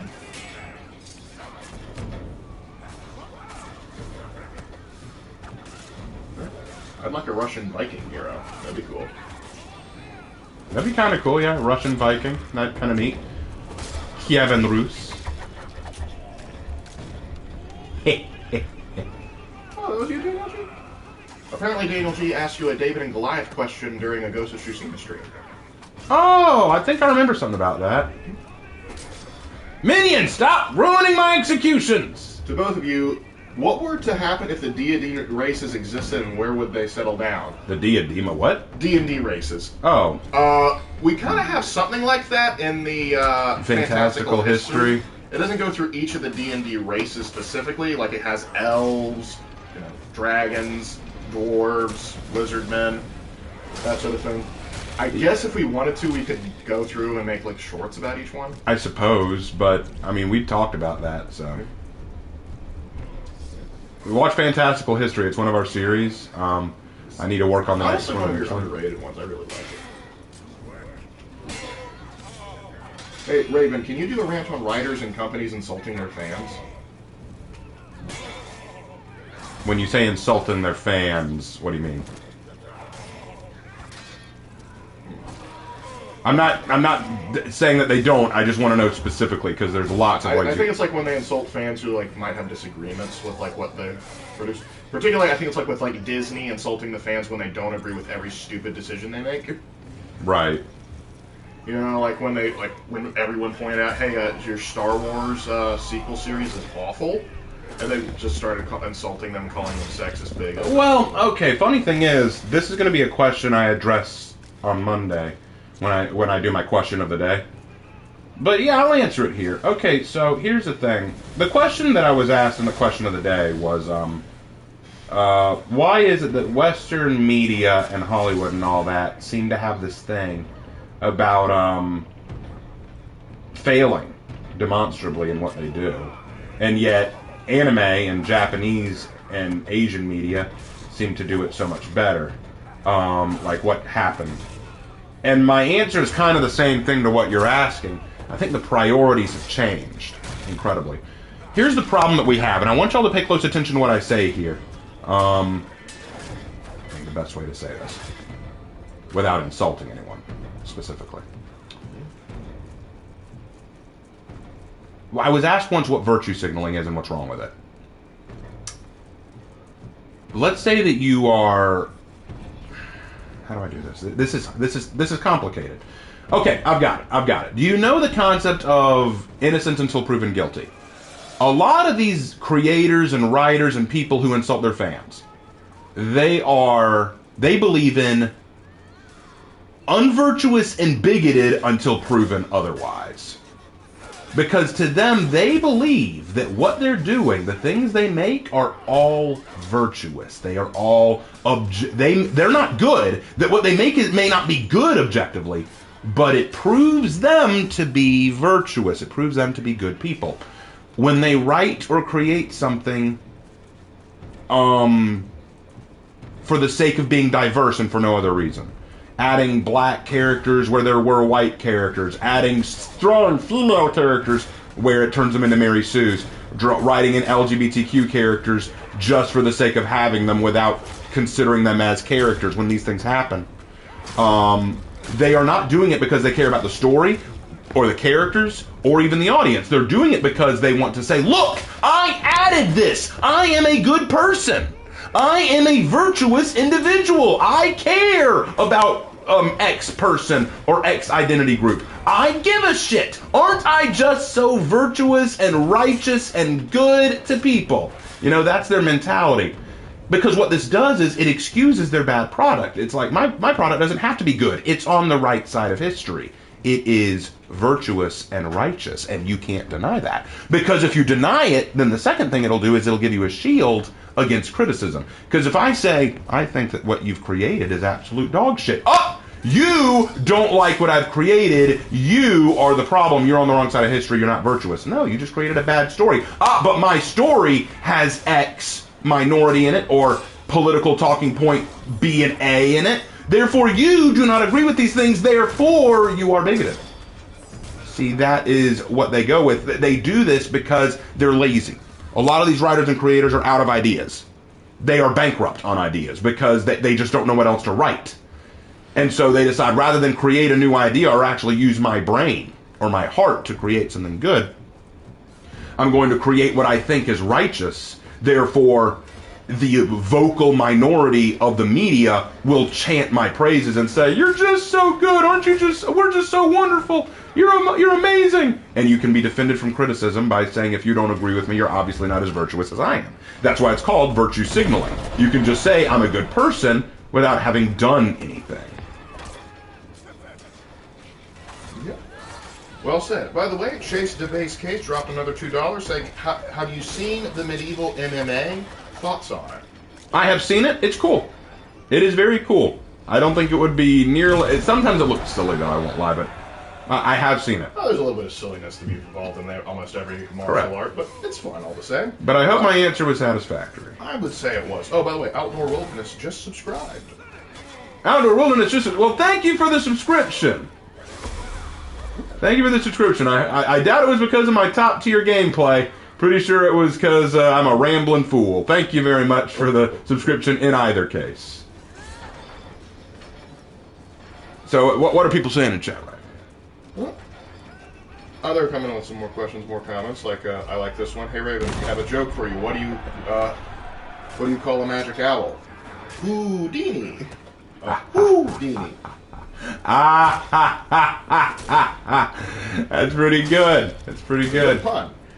Hey Raven, how would you write a character to succeed an established protagonist like Gohan was supposed to succeed Goku in Dragon Ball Z? Oh, you mean like a character supposed to, like, you pass the baton from one character, one generation down to the next? Okay, so how would I write someone to, take up a mantle? Of an already established franchise. First, I would need to establish that, time has passed and the person who was originally running the franchise has nothing left to offer, or they are ready to retire, or they've moved on, or they passed away. And then you need to establish that someone is prepared to take up the mantle while still paying respect to the original person. Like, establish that who came before still offered something incredibly important. And this person will offer something important too, but will not necessarily make up for the mistakes of the original. I hate when people do that. Like, say, like, that's what they did with Captain America and the Winter Soldier. Not Falcon and the Winter Soldier, sorry. Where they basically had them say that Captain America, as great as he was, still made mistakes. He didn't do all he could have done, and we just need to rectify those mistakes. I hate when people do that. You need to establish that who came before is important and still has their merits and purpose. You have to establish that. Hold on. Yeah! And die. Honestly, I think a good example would probably be Batman Beyond. Batman Beyond's a good example because you have the new Batman being trained by the old Batman, and you get to see kind of that dynamic working off of each other. See the new meet the old. I like that. I didn't like it in Rey with Star Wars. I didn't really like it with Miles Morales and Spider-Man. Well, to be fair, Miles is no longer replacing Peter. He's just sort of there. He's his own thing. I know. But initially, I think they were trying to replace him. In that his universe line, yes, originally that's what he was supposed to be doing. Right. Anyway, let's go on to the next one. But yeah, so I feel legacy movie. Another one is The Mask of Zorro. That's a great. I love The Mask of Zorro. That's such a good movie. Don't watch the sequel. It's shit. But the original, The Mask of Zorro, was so good. That's a great one. I like that. Antonio Banderas' best role, I guarantee. Easily his best. I mean, you know it's his best when every other role he does after that is kind of an homage to it. Like, you can't tell me Puss in Boots from Shrek is not an homage to his role as Zorro. Oh, absolutely. Oh, and Daniel Jew said, like, as far as the Goliath question he asked earlier, apparently he asked why they didn't just shoot Goliath down with a bunch of arrows, and apparently you gave a very good answer. A very succinct answer, I might add. Yeah, what would it prove? Yep. Here's the thing. Think about it like this. Think about I can give you a For Honor example. Believe it or not, I can give you a For Honor example. Ready for this? Watch this. Let's say that I'm in a Dominion match, and I meet up with this opponent, and I say, "Hey, hold on, buddy. Before we fight, before we do this, you and me, one-on-one. Before we do anything else, one-on-one. Okay? Let's go. If you beat me, I'll just pull out. My whole team will just pull out. We'll concede victory to you. You can just beat the bots. If I win, though, your team pulls out and you concede victory to us, and we'll just fight the bots, okay? Okay. So then I go in to fight him. All of a sudden, all of his teammates unleash, they're all Hitakiri, and they all unleash their fourth feats on me at once. Well, you beat me. Congrats. But you didn't prove two things. Number one, you did not prove that you were confident enough to take me on your own. And two, you did not honor the conditions of the duel. You did not honor the conditions of the fight. So imagine if Goliath had walked out and said, "Hey, you and me, one-on-one. There's no need for a lot of bloodshed. You fight, give me your best man. I'll be their best man. We'll fight, and whoever wins, the other side has to immediately surrender. That way we can save a lot of bloodshed, okay? Okay." And if the Israelites all go, "Nah," and then they just unload arrows on him, okay, you killed Goliath, good job, but now there's a lot of bloodshed coming from it, and it showed that they were not confident in their warrior. They were not confident in their abilities. Also, it means that now you have to face the whole Philistine army. Correct, and that was what scared of they were already afraid to fight that massive army. It was much bigger than they were expecting. Oh, could you do your best Warren Vidic impression? He's such an over-the-top and fun villain. Warren Vidic. Oh, from Assassin's Creed? Yeah, the first one. Like, I love when he's like, "Time to wake up, Mr. Miles. Got a busy day ahead." And just super loud. And then when the assassins are coming to save him, "I hope you're proud of yourself, Mr. Miles." He's like, just get in the Animus. Get in the Animus, Mr. Miles. I love your impression during our actual Rank series, because you're just like, I don't think anyone's coming to save you now, Mr. Miles.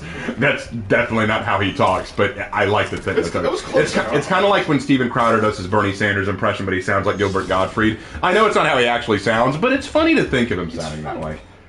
Raven, what do you think? The 1%! Sorry. Raven, what do you think of the Man in the Iron Mask movie? I haven't seen them. What's your favorite Star Wars media that has been released in the past couple of years? Mine's Mandalorian. I like that show. Oh, well. In the past couple of years, my favorite Star Wars media. Star Wars media. Does Russian Badger's video on the Battlefront 2 count?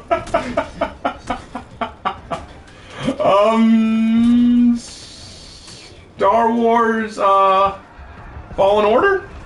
Yeah, that's pretty good. That one was a good game. I liked that one. That was a fun game. I wouldn't play it again. Kind of a one-and-done kind of game. Oh, but... I know. Star Wars Clone Wars Season 8. Yeah, that was pretty good. Yeah, fair enough. That was pretty good. The Clone Wars was just solid overall. Yeah. Any other questions or things to get me rambling? Y'all got me on one good one. Y'all had me on one good one. Yeah. But this is the last one of 2022. We got to make this a special one. Hey, Raven, does Deadpool know that Disney is killing Marvel? And not only is aware of it, he's eating the popcorn and waiting. This might cause a rant. Okay. Or it might cause Hannah to manifest and go through a rant. Hey, Raven, what's your opinion on Kingdom Hearts? Oh. Hannah, if you are in chat, say so now. I need to know if you're in chat. Actually, hold on. Let me, Laura, can you message her or text her or something and let her know that this question has been asked? I want her to be here to hear this. I need her here before I answer this question, okay? I'm going to answer it, but I need to make sure she hears it. Let me know when she's there, then I'll answer it. Because I want to answer this, but Hannah is a major critic of Kingdom Hearts, and I want her to be here to hear what I have to say to make sure I cover all bases. I've sent her a message on Discord telling her that you're about to rant on Kingdom Hearts. Oh, no, she's here. Okay, all right. Kingdom Hearts is a game that, granted, I really enjoyed when I first saw it. I mean, I like anime, I like classic Disney. What could go wrong with this? Sora seemed like an interesting character, even though he looked like a girl with weird hair. and his shoes were way too big. Riku was just a white-haired Sasuke Uchiha from Naruto, but he was a little bit more endearing. And Kairi was the cute, big-eyed girl that they all have to save. Yeah, you run around with Donald and Goofy, very turn-based. Yeah, kind of cool. The gameplay was alright. Getting to see these different Disney worlds was okay. There were some clever ideas there. And then, slowly, I think it was as I finished Kingdom Hearts 1 and then 2. And then I played, what was it? That one with the cards. Hannah, you'll have to tell me in the chat what it is later. It was the one where Sora's losing his memories. He goes into his castle. It had like these cards that you had to use. You're fighting part of organization. Chain of Memories. Chain of Memories. Yep, I played some of that. It bored me to tears. And then you had Birth by Sleep and all this other stuff. And then it finally hit me. I don't know what the hell's going on. I don't know what this game's about. Like, okay, what's this game's ultimate goal? Are we trying to find Kingdom Hearts? Are we trying to reveal Kingdom Hearts? Are we trying to close Kingdom Hearts? What is Kingdom Hearts? Is it good? Is it bad? Because they don't seem to figure it out. In the first game, in the end, spoilers, in the end, the main bad guy opens Kingdom Hearts like, Kingdom Hearts, fill me with the power of darkness. But then Sora says, I know now that Kingdom Hearts is light, so it's a good thing, except when it's open, suddenly it's full of Heartless. Wait, that's not good. But then we also have Organization 13 who wants to open it up because they want their hearts from Kingdom Hearts. Is that how that works? Do all hearts go there? I don't know how that works. What about the Heartless? Are they not corrupted hearts? I don't understand. Like, and then what? Why are they called Heartless? Do they not have hearts? But then I thought that was what a nobody was. A nobody apparently is a husk without a heart. That seems a little odd. And then, of course, there's the fact that no one really knows what anyone's after at all, and no one's ever who they really seem to be. At one point, you think the enemy's going to be Ansem. No, it's not Ansem. It's actually Xehanort. Oh, it's not actually Xehanort. He's just another version of Ansem. No, it's not him. It's some bald guy with a beard. Oh, and let's not even get started on the frickin' Keyblade. Yes, I love how in the first blade, the Keyblade has chosen its wielder. The Keyblade has chosen its wielder. No one else can use the Keyblade. They made a big deal about that. No one else can use the Keyblade. It chooses its master. There was a whole thing where Riku takes your Keyblade and for some reason it chooses him temporarily, and Donald and Goofy, like absolute asses, decide to follow him instead. Sorry, Sora, we gotta... I can't do Donald. Sorry, Sora, we gotta go with the Keyblade Master. We gotta follow the key. And so they follow Riku, even though they've been traveling with Sora for a while. If it was me, I'd be like, hey, what the heck? I put up with all this shit and this is what you give me? But no, it apparently chooses him, and then later, for some reason, it then chooses Sora again. And you think, oh, that's great. The key chose its true master. Well, you know, one of the keys chose one of its masters, because apparently there are multiple Keyblades for multiple people. Everyone and their mother has a Keyblade. There was apparently a Keyblade war way back in the day, where everyone was running around with Keyblades, which begs the question, what is the Keyblade even supposed to do? It's supposed to unlock the hearts of worlds. Oh, do all of them do that? That seems a little bit counterintuitive if anyone can do it, since anyone can use a Keyblade and anyone can unlock the hearts of worlds, you know, like, I guess that's, you know what, on that note, what is the heart of a world? What is the purpose of that? Why does a world need a heart? Does it have a blood network too, like blood vessels? Can I cut open and the blood will seep out? I guess that's how we got oil. The point is, Kingdom Hearts, whenever you add a rule to Kingdom Hearts, I stop and go, why? Why is that a rule of Kingdom Hearts? Why is that a thing? It shows that Square Enix was kind of like, you know how Disney movies were simple and charming? Let's add anime logic now, where nothing is simple and everything is very rarely charming. They basically, and another part of it that I didn't like was whenever they did go to a Disney World, they basically just retold the Disney story, only the bad guy turned into a Heartless at some point. And then I like how Maleficent pretended like she was the bad guy for a bit. Hi, I'm the bad guy. You know me from Sleeping Beauty, and I'm actually the leader of the Heartless. Are you? Because I thought it was Bald Guy, or is it Xemnas or Xehanort again? Who is the bad guy in all this? I'm trying to figure out who I'm supposed to root for. And then Riku, oh man, just like Sasuke, I can't figure out if they want to make him an edgelord unironically or ironically. Like, are you actually, like, yes, you're upset that, Sora is hanging out with other people to try to find Kairi, and I'm upset that you chose to hang out with these people instead of me. So instead, I'm going to hang out with the obvious demon lady. And then he gets possessed by Ansem. How did you do that, Ansem? How did you manage to pull that off? And then when Riku locks himself inside Kingdom Hearts, you know what? No, I'm going to skip that part because that's not what's important. What I think is hilarious is how no one tells Sora and the audience anything. Like, you go from Kingdom Hearts, and Kingdom Hearts ends with Riku sacrificing himself by staying with King Mickey. Yeah, Mickey's a king. And staying in Kingdom Hearts to fight off the Heartless and save Kingdom Hearts. Okay, yeah, okay, that's fine. But then in game 2, in the second game, you suddenly run into King Mickey again. It's like, hey, King Mickey, you're back. How'd you get out? Well, that's a long and awesome tale there, Sora, but I can't tell you right now. Okay, well, where's Riku? I'm afraid that's complicated, and you didn't want me to tell you. Mickey, I don't know anything about what's going on, and you left on a pretty big cliffhanger. I think this is something you probably need to clarify. Oh, you're on his mind now. I'm off to go make a Star Wars sequel series. See you later, Sora. If I see Sora go into Star Wars, I quit. I quit. I'm done with this. But no, Kingdom Hearts got lost up its own butthole, okay? It decided to get so complicated no one can tell what's happening. And here's the way I know that, you know? Like, people are like, well, how do you come to that conclusion? You know, like, how do you draw that conclusion? I'll tell you how I draw that conclusion. It's pretty simple, actually.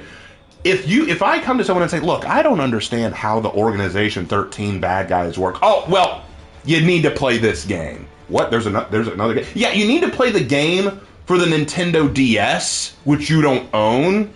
Therefore, you will have all the answers to that one. So then I buy a Nintendo DS, play the game, and then I'm like, no, this doesn't make sense. How on earth does that work? Oh, you need to play this other game for the PlayStation 2 that you don't have yet. You need to play that. Okay, so I play that game. Wait, no, how come that doesn't... Oh, that'll be explained in a later game that hasn't come out yet. But then, how do you know it? You're just not thinking it through properly. Screw you! You're just as bad as Rick and Morty fandoms. And long TLDR, I'm not a fan. Did I get that across? Lawbringer just posts Rule of Ravens live chat. Do not mention Kingdom Hearts. Oh, there are worse things than Kingdom Hearts, but it's pretty bad. Hannah, did I cover everything appropriately? Let me know. And how many people are like, holy shit. Lord Thunderrise on several occasions was like, what have I done? I don't know if you realize that I had to rip off my shirt mid-rant because I was so angry I was sweating. I will finish this night. Whoa, what the heck just happened? No, it's not clear enough. Do it again. Hannah said that? No, his brother Lorcat. Oh. Lorcat's a bruh. Lorcat's a bruh. I asked because I thought of an anime based on the Chinese zodiacs. I think, yeah, there's that one popular one. Oh, Hannah just said, it was only the tip of the iceberg, Raven. Y'all have no idea. Hannah despises Kingdom Hearts. It's funny because we used to like it. I enjoy. No joke. We actually bonded over our mutual like for it. We used to talk about it a lot. We used to enjoy different aspects of it. But then very slowly we started to say, this doesn't make sense. And Hannah, and Raven, this isn't really right. And then over a while, after Hannah played Kingdom Hearts 3, she's like, you know what, I'm done. True story. Well, that did get a good rant out of me. I did not know I would end 2022 with a Kingdom Hearts rant, but hey, you know what? Sometimes things surprise you. How many people we got watching right now, by the way? 56. Wow, that's more than I expected. It was weird, too, because my thing disconnected for a second, so I thought we were just keeping a steady 40 for the entire night, and then I refreshed the page to see, and then it was like, oh, it's at 56. Oh, wow. Yeah, so now it's at 58. Well, I hope that satisfied you. If you'd like me to rant about something else, you might want to hurry, because I think this will probably be our last match of the night. When Raven rants, it's full of rage and passion. When Ark rants, it's calm and collected. When Hannah rants, it sounds like an angry anime girl. Interesting. Yeah. That's something I don't know. No, that's something I need to work on. I do feel like I get too angry sometimes. I wouldn't say that was angry. That was just funny. That was passion. Well, I get passionate, but there's a difference between passion and anger. Well, you weren't angry there. You were just having fun. I'm typically calm and collected, but if you want to hear me lose my crap, I can I can let it go for stuff like Harry Potter or Naruto. Because that was another thing I said, third rule, do not mention Naruto. Because I can go into, like, now why is this? Naruto! You know what we're going to do sometime, Lark? We're just going to do a live stream, and we're just going to rant about Naruto. That's all we're going to do. I mean, we might play a game in the background, I don't know, but we are just going to rant. Or something related. Or maybe I'll play the One Piece game and talk about why One Piece is objectively better than Naruto. Ooh, that would upset the hive mind. Oh, bring it on. Bring it on. Anything they try to throw at me on why Naruto is better, please. Please. The only thing they'll throw is kunai. It's all they know. It's all they know how to do. They're just kunai throwing dirtbags. It still bothers me. Hey, guess what? We have movie theaters, railroads, power armor, but our only long-range weapon we can conceivably think of for the modern soldier is a throwing farming equipment. Giant snake comes into the village. You're not taking one step closer. Chucks a knife. I put a paper bomb on the end of it.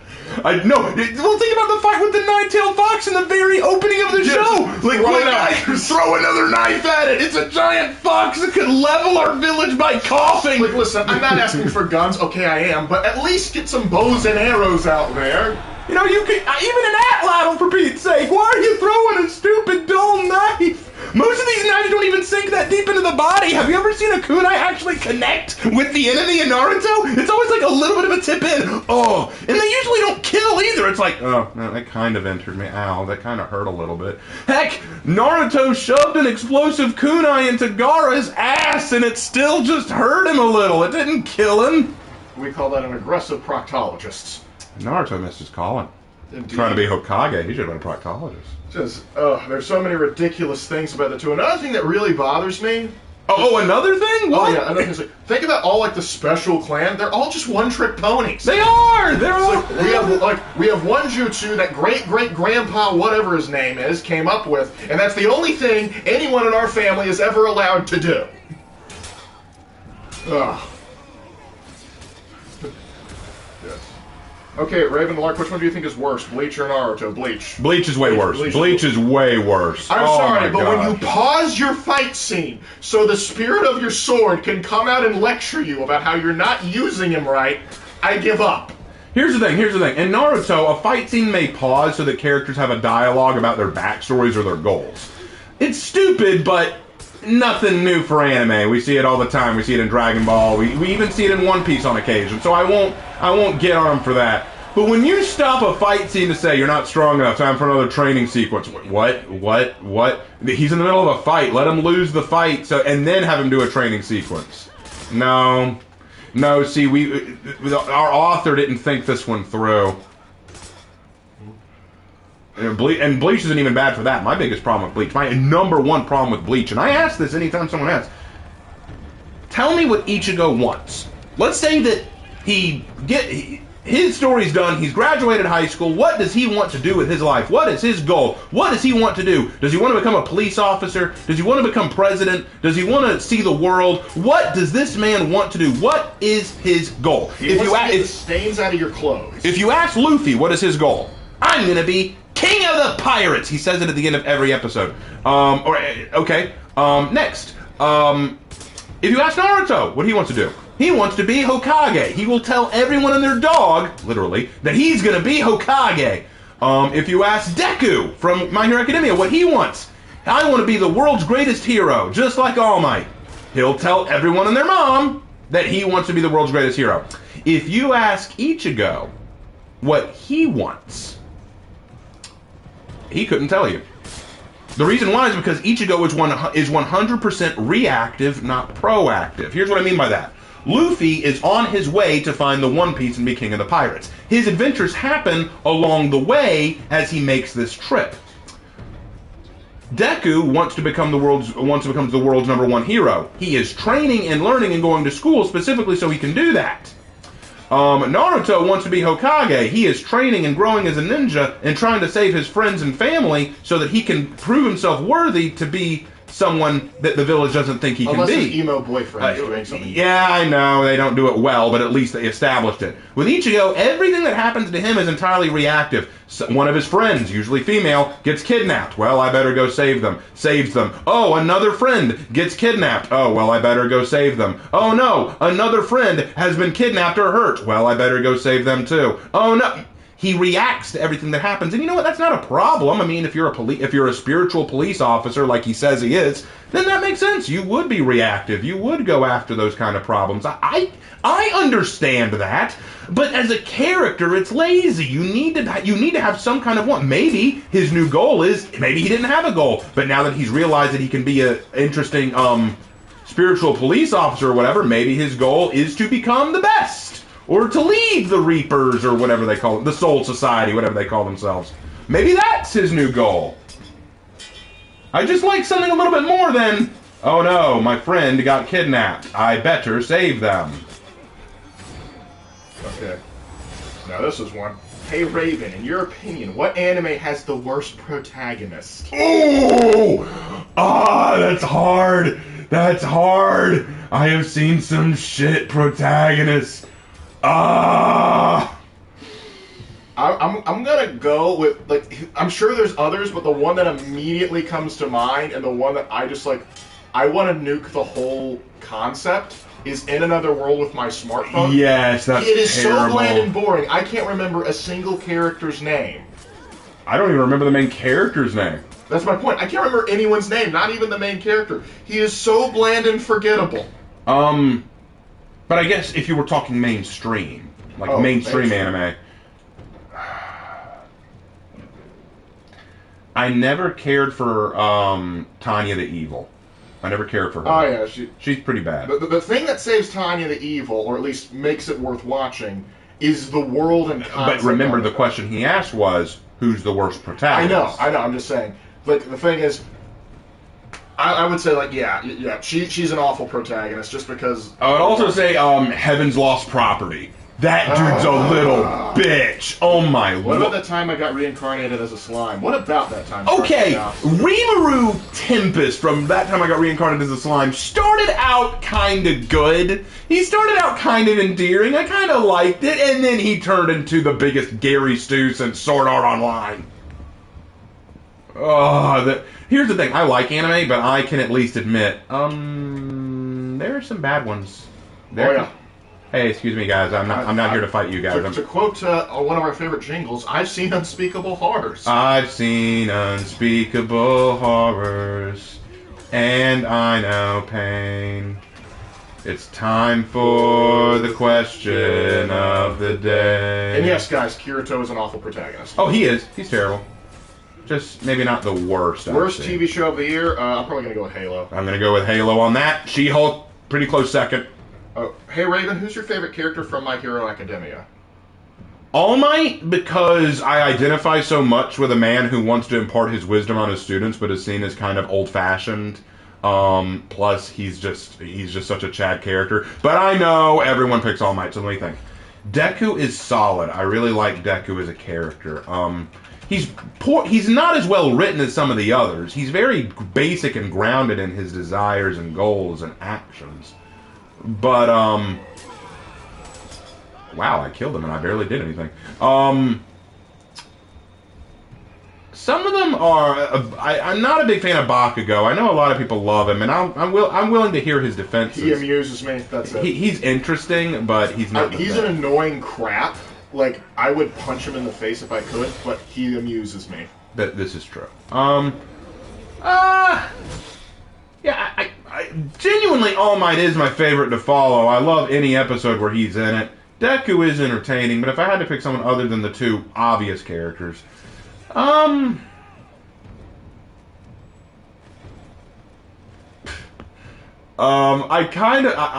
two. Okay, there are two. I really like, oh god, what's his name? Not Todoroki. Not Tenya Ida. He's Hardening Boy. Red Riot. Yeah, I only remember the main Red Riot. I forget his name. Kirishima? Kirishima, that's his name. Kirishima's awesome. Call him Mekashiba. Kirishima's an excellent character. I love the way he's written, and he's such a great character. He's so entertaining to watch. I love his story as to why he wants to be a hero.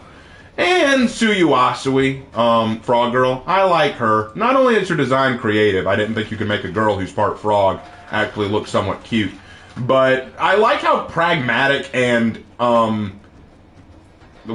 dispassionate that she is. She never seems like totally engaged. Even when her life is in danger, she's just kind of like, okay. I'm like, reject modernity, embrace the frog. Well, it's kind of like a frog too, you know? Frog sitting there, all of a sudden sees a snake. Oh, okay. I guess I'm dead. Unless you're poison dark frog, it's like, okay, you can die. It's not easy being green. Alright, that would be my answer. Has She-Hulk surpassed Captain Marvel as the biggest MCU Mary Sue? Yes. Yes, I will say that. Yes, She-Hulk is worse than Captain Marvel. The reason why is because I can say one good thing about Captain Marvel. A good thing I never thought I'd say about a hero in comparison to another, but something I'll say. Captain Marvel wanted to be a hero. She wanted to help people. She wanted to use her powers to save the day. She took responsibility for what she was. She-Hulk did not even do that. She was literally... You know what she is? You know what she is? Okay, let's say that I lived in the My Hero Academia world, and I was born with God-tier powers. I can use geomancy, okay? I'm an earthbender. I can control the very earth itself, okay? I am just an absolute Giga Chad level monster. And I decide, oh man, you got this really cool quirk, what are you going to do with it? I'm going to deliver mail. Are you going to use your geomancy to help you deliver mail faster? Nah, I'm just going to be a mail guy. I don't want to do anything else like that. Oh, well, okay, but you're going to, like, do something awesome, like, oh, maybe as a side thing, you protect people. Nah. Maybe you'll be a teacher at a hero school? Nah. I just want to do my own thing. But don't you have a responsibility to your powers? I didn't ask for these powers. I don't need to do anything with them. That's like, what? Well, I'm not the kind... No, I would never be so callous as to tell a woman what she should do, but I'm going to tell this bitch what she should do. Be a hero! Be something! Do something with these powers that you have been blessed with! Look, here's the thing. If it was a curse, like with what the Hulk originally had, where you can't control yourself and your anger transforms you and you lose some of yourself, I get the hesitance. But since you have complete control somehow, now take advantage of that. Use that. Don't twerk with some lady in an office. Be a hero. What that show was basically a bunch of 30 or 40 something women basically looking at each other saying, well, you know what, let's make a show about us where we're really strong and we smash the patriarchy and all the men don't like us. Oh gosh. Well, the men don't like you people anyway. Yeah, but at least this way we can beat them up. Not even clever though. But, Ryan Platter says, "Hey Raven, I've been watching you for about maybe 2 years now. I'm having a really rough time, and your videos and streams always cheer me up and make me smile. Much love from Australia, man. God bless." Well, thank you very much. That means a lot to me, genuinely. I'm sorry that you're going through tough times. I'm sorry that things aren't working out great for you, genuinely. I'm sorry to hear that. Never like hearing that people are going through rough times, but if my videos can bring a smile to your face and make you feel a bit better, that is fantastic. It makes it all worth it, guys. It makes all the time and energy I put into this worth it. Yeah. Always happy to hear from our fans from a land down under. I come from a land down under. And that's how we lost all of our friends. That's how we just lost all of our Australian fans. He said, I've been a fan for 2 years now. Ended now. Ended now. You just destroyed it. Ruined it. Ruined it, I said. I don't know that many Australian people. I know Sydney Watson and her channel. I know Fringy from EFAP. Oh, Fringy's Australian? Yeah, he's Australian, I think. I didn't know. Either that or he's from New Guinea. I just know that he mentioned at one point. New Zealand? I don't know. I know that he said that he was not from Britain, but he was from the South Pacific. Oh, never mind. We made him smile. We're good. Good. We're good. All right. Hey, Raven, can you rant on the worst cartoon show's protagonist and antagonist? Oh, you mean like they have a double combo of people we hate entirely? I hate Rick and Morty with a passion. Yes, indeed. I hate Rick and Morty. I know a lot of people like it. I can't stand it. I feel like it's the nihilist dream come true. It's basically non-existence. I guess just people who claim, I think my biggest problem with that though isn't the characters as much as it is the fan base who just say if you don't like this show, then you're just too stupid to understand. And I'm like, or maybe I just don't like the show. Yeah, well, the thing is, like, it's just the people that get so obsessed with, like, there are people that like it, like, they just like, oh, you don't like it, that's fine. But the question was worst hero and villain in cartoons. Worst protagonist and antagonist. That's hard. I mean, if you narrowed it down to like an anime or a genre or let's say anime or cartoon. Okay. I mean, that still doesn't narrow it down much, but okay, well, so for a cartoon, we could say The Legend of Korra. Yeah, The Legend of Korra still drives us crazy, and Korra had some of the worst heroes and villains. Like there is yes, the evil Avatar. Ooh, the dark Avatar. Yeah, man. But yeah, and the worst villain of all, Korra. Oh my goodness! Yeah, you left an open spirit portal in the middle of a metropolitan area and just told people to get used to it. Oh, it's terrible, and the villains are so weak tier. Korra's just terrible. Oh, Shark Chaos, got it. High Guardian Spice. I barely qualify that as anything. It's a Western cartoon trying to be an anime and failing at being both. Here's the thing, I don't know anything about the villains to even consider them villains, and the heroes, they're annoying as sin. High Guardian Spice is one of these shows that I just wonder, why do you exist? Why do people give you the time of day? What are you doing on my planet? Get off my planet. Get off my planet. Bother the Martians. Martians like, hey, what'd we do? What'd we do to you, huh? We didn't invade you. Feel like you owe us some respect. I'm not sure about that, guys. But okay. Well, keep it coming, guys, until I'm done. Okay, let's say. Okay, I'm gonna go fight. You go fight the Flood. Go fight the Flood. Okay, I feel like this might be a stupid question, but if you have time after the stream, could I ask for your prayers to have a sound mind and patience for this year that will bring? Yeah, sure. Yeah, definitely. We will lift y'all up in prayer. No worries. Yeah, we can pass it on to our small group too. Yep. Yeah. They're also recommending a YouTuber to us. Wendigoon apparently makes good Christian videos. Wendigoon. I'll look it up. Shark Chaos also reminded us Shadversity is also. Ah, yes, he is. How could we forget? How could we forget Shad? Funny sword man. Did you guys actually did in the 1800s remember War of the Worlds? I was not in the 1800s. No, I think I would remember being in the War of the Worlds in the 1800s. Yeah, I think I remember that. I'm pretty sure I remember that. To both of you, what do you think of the Tohu Project? I've heard the name, but I don't know anything else about it. I don't know anything about the Toho. Did somebody complain about it on Twitter or something? I don't remember anything about the Toho Project. I don't know anything. I don't know anything about it, so I can't really say one thing or another. Raven, can you make a Conan themed story? A Conan themed story? I don't know much about Conan. We'll just make a Raiders Legend video. I'll make a Raiders Legend video. That'll do it. I was talking to the Martians. Oh! Basically, we're going. Oh! Okay. I got it. I got it. Wendigoon makes horror-related content. Horror-related and releases Christian video. Ooh, that might be interesting. That'd be kind of cool.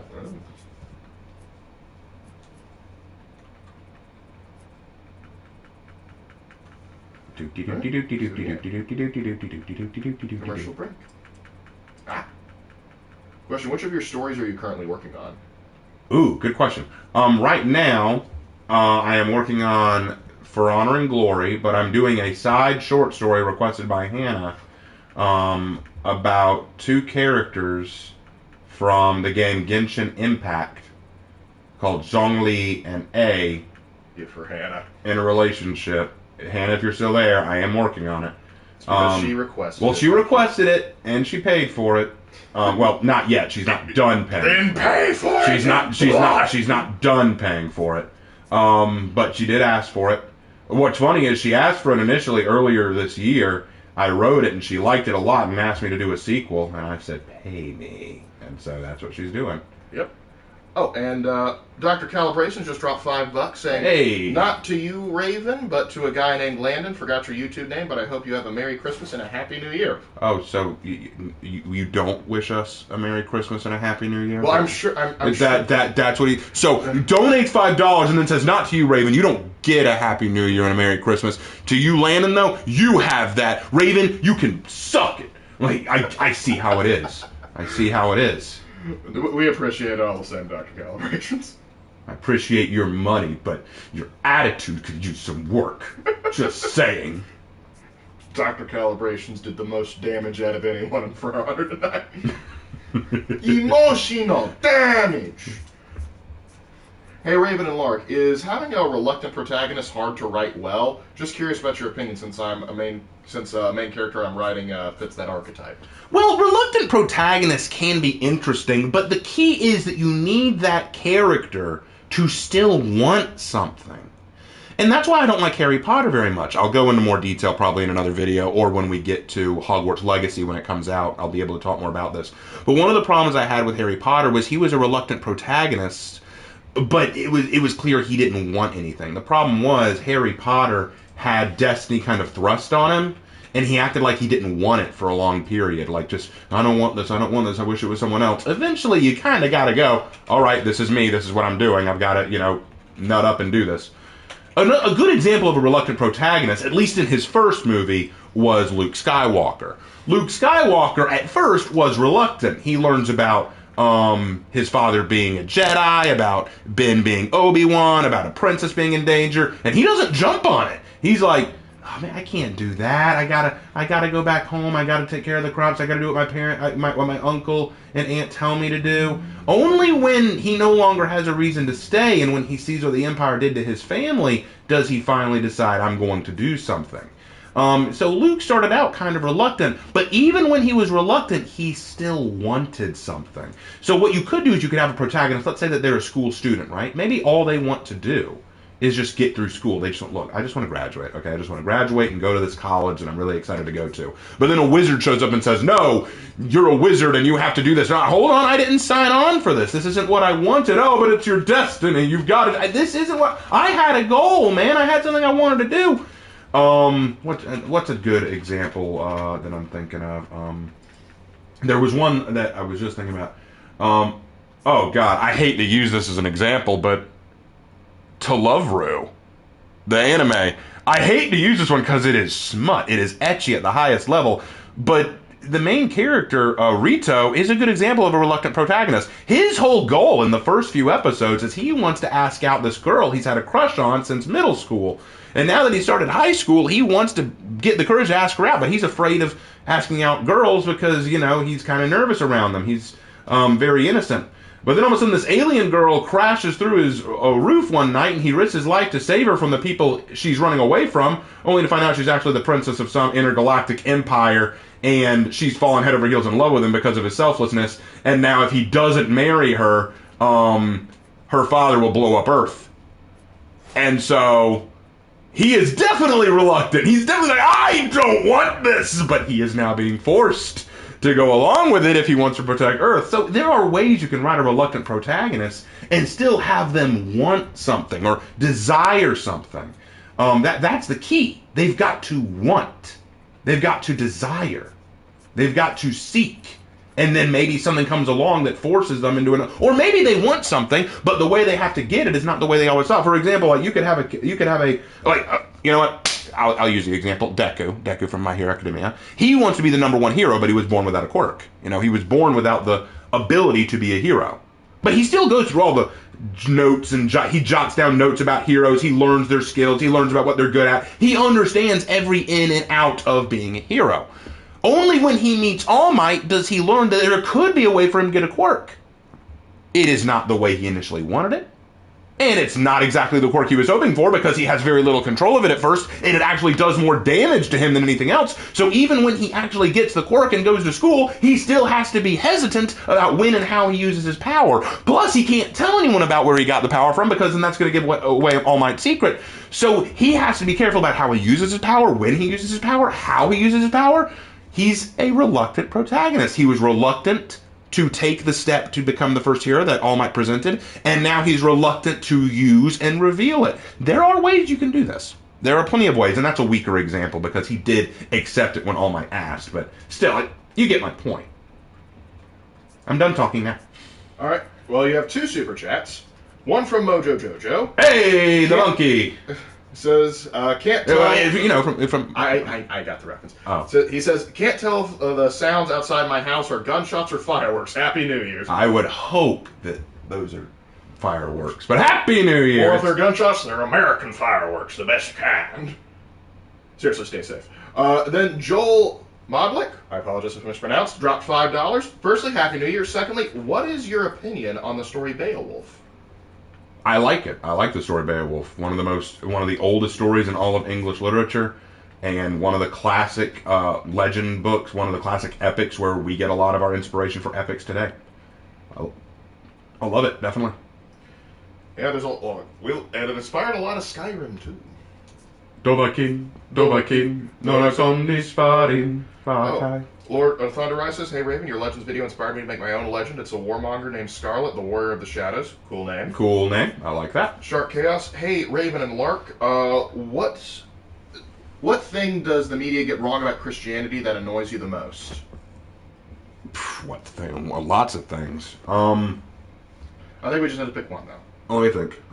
Well, for me, I think it's probably just the automatic assumption that we are all just automatically hateful bigots. Yeah, I think that's the biggest. That Christianity is a religion of hatred and bigotry and stuff like that, and yeah, they get that wrong a whole lot. What they like to do is they love to go to the Levitical text. They love to go to the book of Leviticus and look for every law they can find in the book of Leviticus that says to hurt someone for doing this, or to stone someone for doing this, or they'll look to the Old Testament and find everything where God wiped out a group of people, or the Israelites wiped out a group of people, and say, clearly God is a hateful, evil God of bigotry.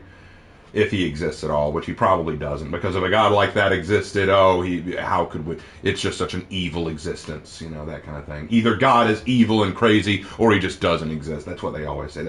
I think that's a big thing that gets me mad. Like, they just assume that Christianity is evil. And I'm like, how can you say that when you hold that up against the evidence of other people of different faiths, or of no faith, who have done just as evil things, if not more evil things? I think that's the other thing, just like the assumption that the only religion that's ever done anything bad is Christians. Well, it makes me laugh whenever I hear a story about a Christian, or self-proclaimed Christian, doing something evil or something wrong, and Christians, the intolerance of Christians. But then when a Muslim or a atheist does something, or a Buddhist or a Jew does something bad, and the hashtag not all Muslims, hashtag not all Jews, don't be hateful, don't be Islamophobic, don't be any of these things. Hashtag not all dogs. Exactly, you come down to this point, it's like you will quickly rush to the defense, and rightfully so. I'm not saying you shouldn't. You should defend the general. Don't judge based on the actions of the individual. I agree with that, but you won't offer the same courtesy to Christians. You'll just quickly say, there it is, Christians, they're evil people, they're hateful and bigoted, they hate all people. But then a Muslim or Hindu or Buddhist or atheist does something wrong. Hey, let's not judge, okay? That's what drives me crazy. It's a major double standard. All right. Okay, let's see. Starless Sierra, the casual. Is it the new year for you now? Here in Germany, New Year's was about 4 hours ago, 4 hours and 30 minutes back. Anyway, Happy New Year, and Guten Rusken, meaning good slide, but understood as wishing you a good start. Hey, man. It is not quite the new year yet. Atlantic, it's quite a time barrier for us. Yeah, we've got about a little less than 2 hours. But we're hoping you're having a happy new year over in Germany. We've got, right now the time is 10:41. It's 10:41, so we've got about an hour and 20 minutes before the new year. So let's see. And we'll be up for it. We just won't be streaming, because I know y'all probably wanted to do other stuff. We have Americans that probably want to go celebrate that. Yeah, we'll wrap this up in a few minutes. Just giving y'all the last few minutes to ask your questions. Get all that out there. Yep. So, let's see. The most biased history you've ever read. Most like the academic stuff I read is typically pretty well grounded. I think typically the ones I read are typically online internet articles that are done by bloggers or puff pieces that don't actually know true history. Yeah, biased history bloggers or creators are a dime a dozen, but they don't make any real waves that I've noticed. And those that do are quickly shot down. Mm-hmm. That would be my response to that. I would say also like written by any supremacist, like African supremacist, white supremacist. Oh yeah, there's this channel that people keep wanting me to respond to that's clearly a Africa supremacist who basically says that everything that exists came from Africa. Like he claims that China was influenced by Africa, that Europe was influenced by Africa, South America was influenced by Africa. Yeah, I've heard that. It's like, seriously? It makes me laugh. I'm not saying that Africa doesn't have a rich and interesting culture. I'm saying you can't sit here and tell me that every culture around the world got its start because Africa taught them. Yeah. Egypt was expansive. It wasn't that expansive. Yeah, I've also heard like Chinese supremacists try and argue something similar. I love people who try to argue that like Western culture itself was built on the backs of black people, either because we took their culture in Africa or because we enslaved them and they built it all for us. That's a lie. That's one of the biggest lies we've ever seen. Like it's hysterical to me. It's like you stole from us, and I'm like, everybody stole from us. Everyone stole from everyone, sweetheart. Well, here's a question: who's the biggest Chad in history? That. Jesus Christ! That's God in flesh. So that's kind of still a Chad. But okay, all right. I'll think of another. Julius Caesar's pretty up there. He's up there. His nephew, his great nephew's pretty good too. Yeah. Trajan, Aurelian also comes to mind. Yeah. Richard the Lionheart's pretty baller. Richard the Lionheart was baller. Charlemagne. Charlemagne is definitely up there. Peter the Great. I'd say Peter the Great's up there.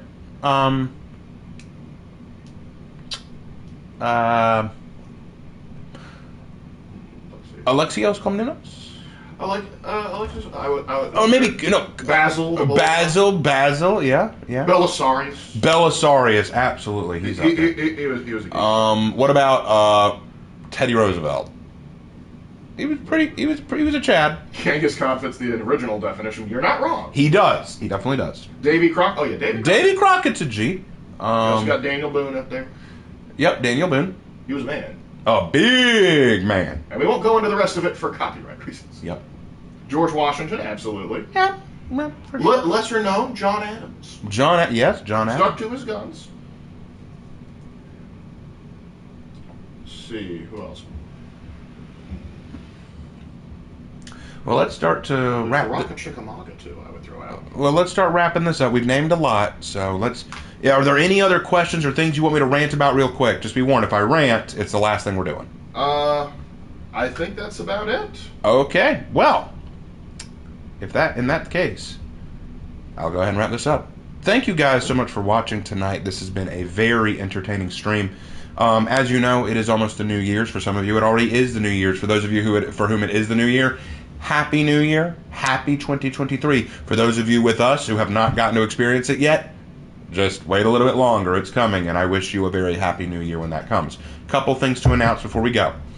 After tonight, the Claire Claus and Santa Shogun merch in the Teespring store will be going away until next year, so that's going away. And also look forward to Monday. Monday, I will be off work, so will Lark, but a new update video is coming. I'm doing my January 2023 update video.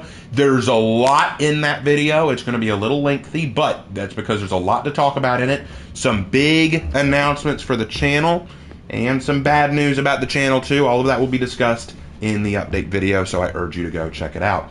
If you are not a part of the Discord community yet, definitely consider joining. I've got a few trolls on there right now who I'm trying to work out, but that's another issue altogether. But it's still a place that y'all can communicate and discuss things, and I sometimes answer questions there. And if you want to, please leave a comment on this video if you'd like. Comment on all my videos. I always read the comments, guys. Like and subscribe if you haven't already subscribed. And also, last thing, I think. Later on this month, probably first or second week of January. Actually, let's say second. I'm going to do a Q&A video where you will get to see my mug. You will actually get to see me in the video. Why? Because last month we made a challenge to reach 27.2 thousand subscribers, and we surpassed it. So I'm going to reward y'all with a Q&A where you can see me, and Lark may get to be involved in it too. Hello. Yep, so you're going to get to ask questions. Now, this isn't going to be a live stream, and the reason it's not going to be a live stream is because if we do a live stream, I know I'm going to get a ton of questions in chat, and I can't answer them. I can't answer all of them that come my way. So we're just going to put them in the comments. I'm going to release a post where you can put in the comments your question that you want to ask, and I will do my best to answer it in the video.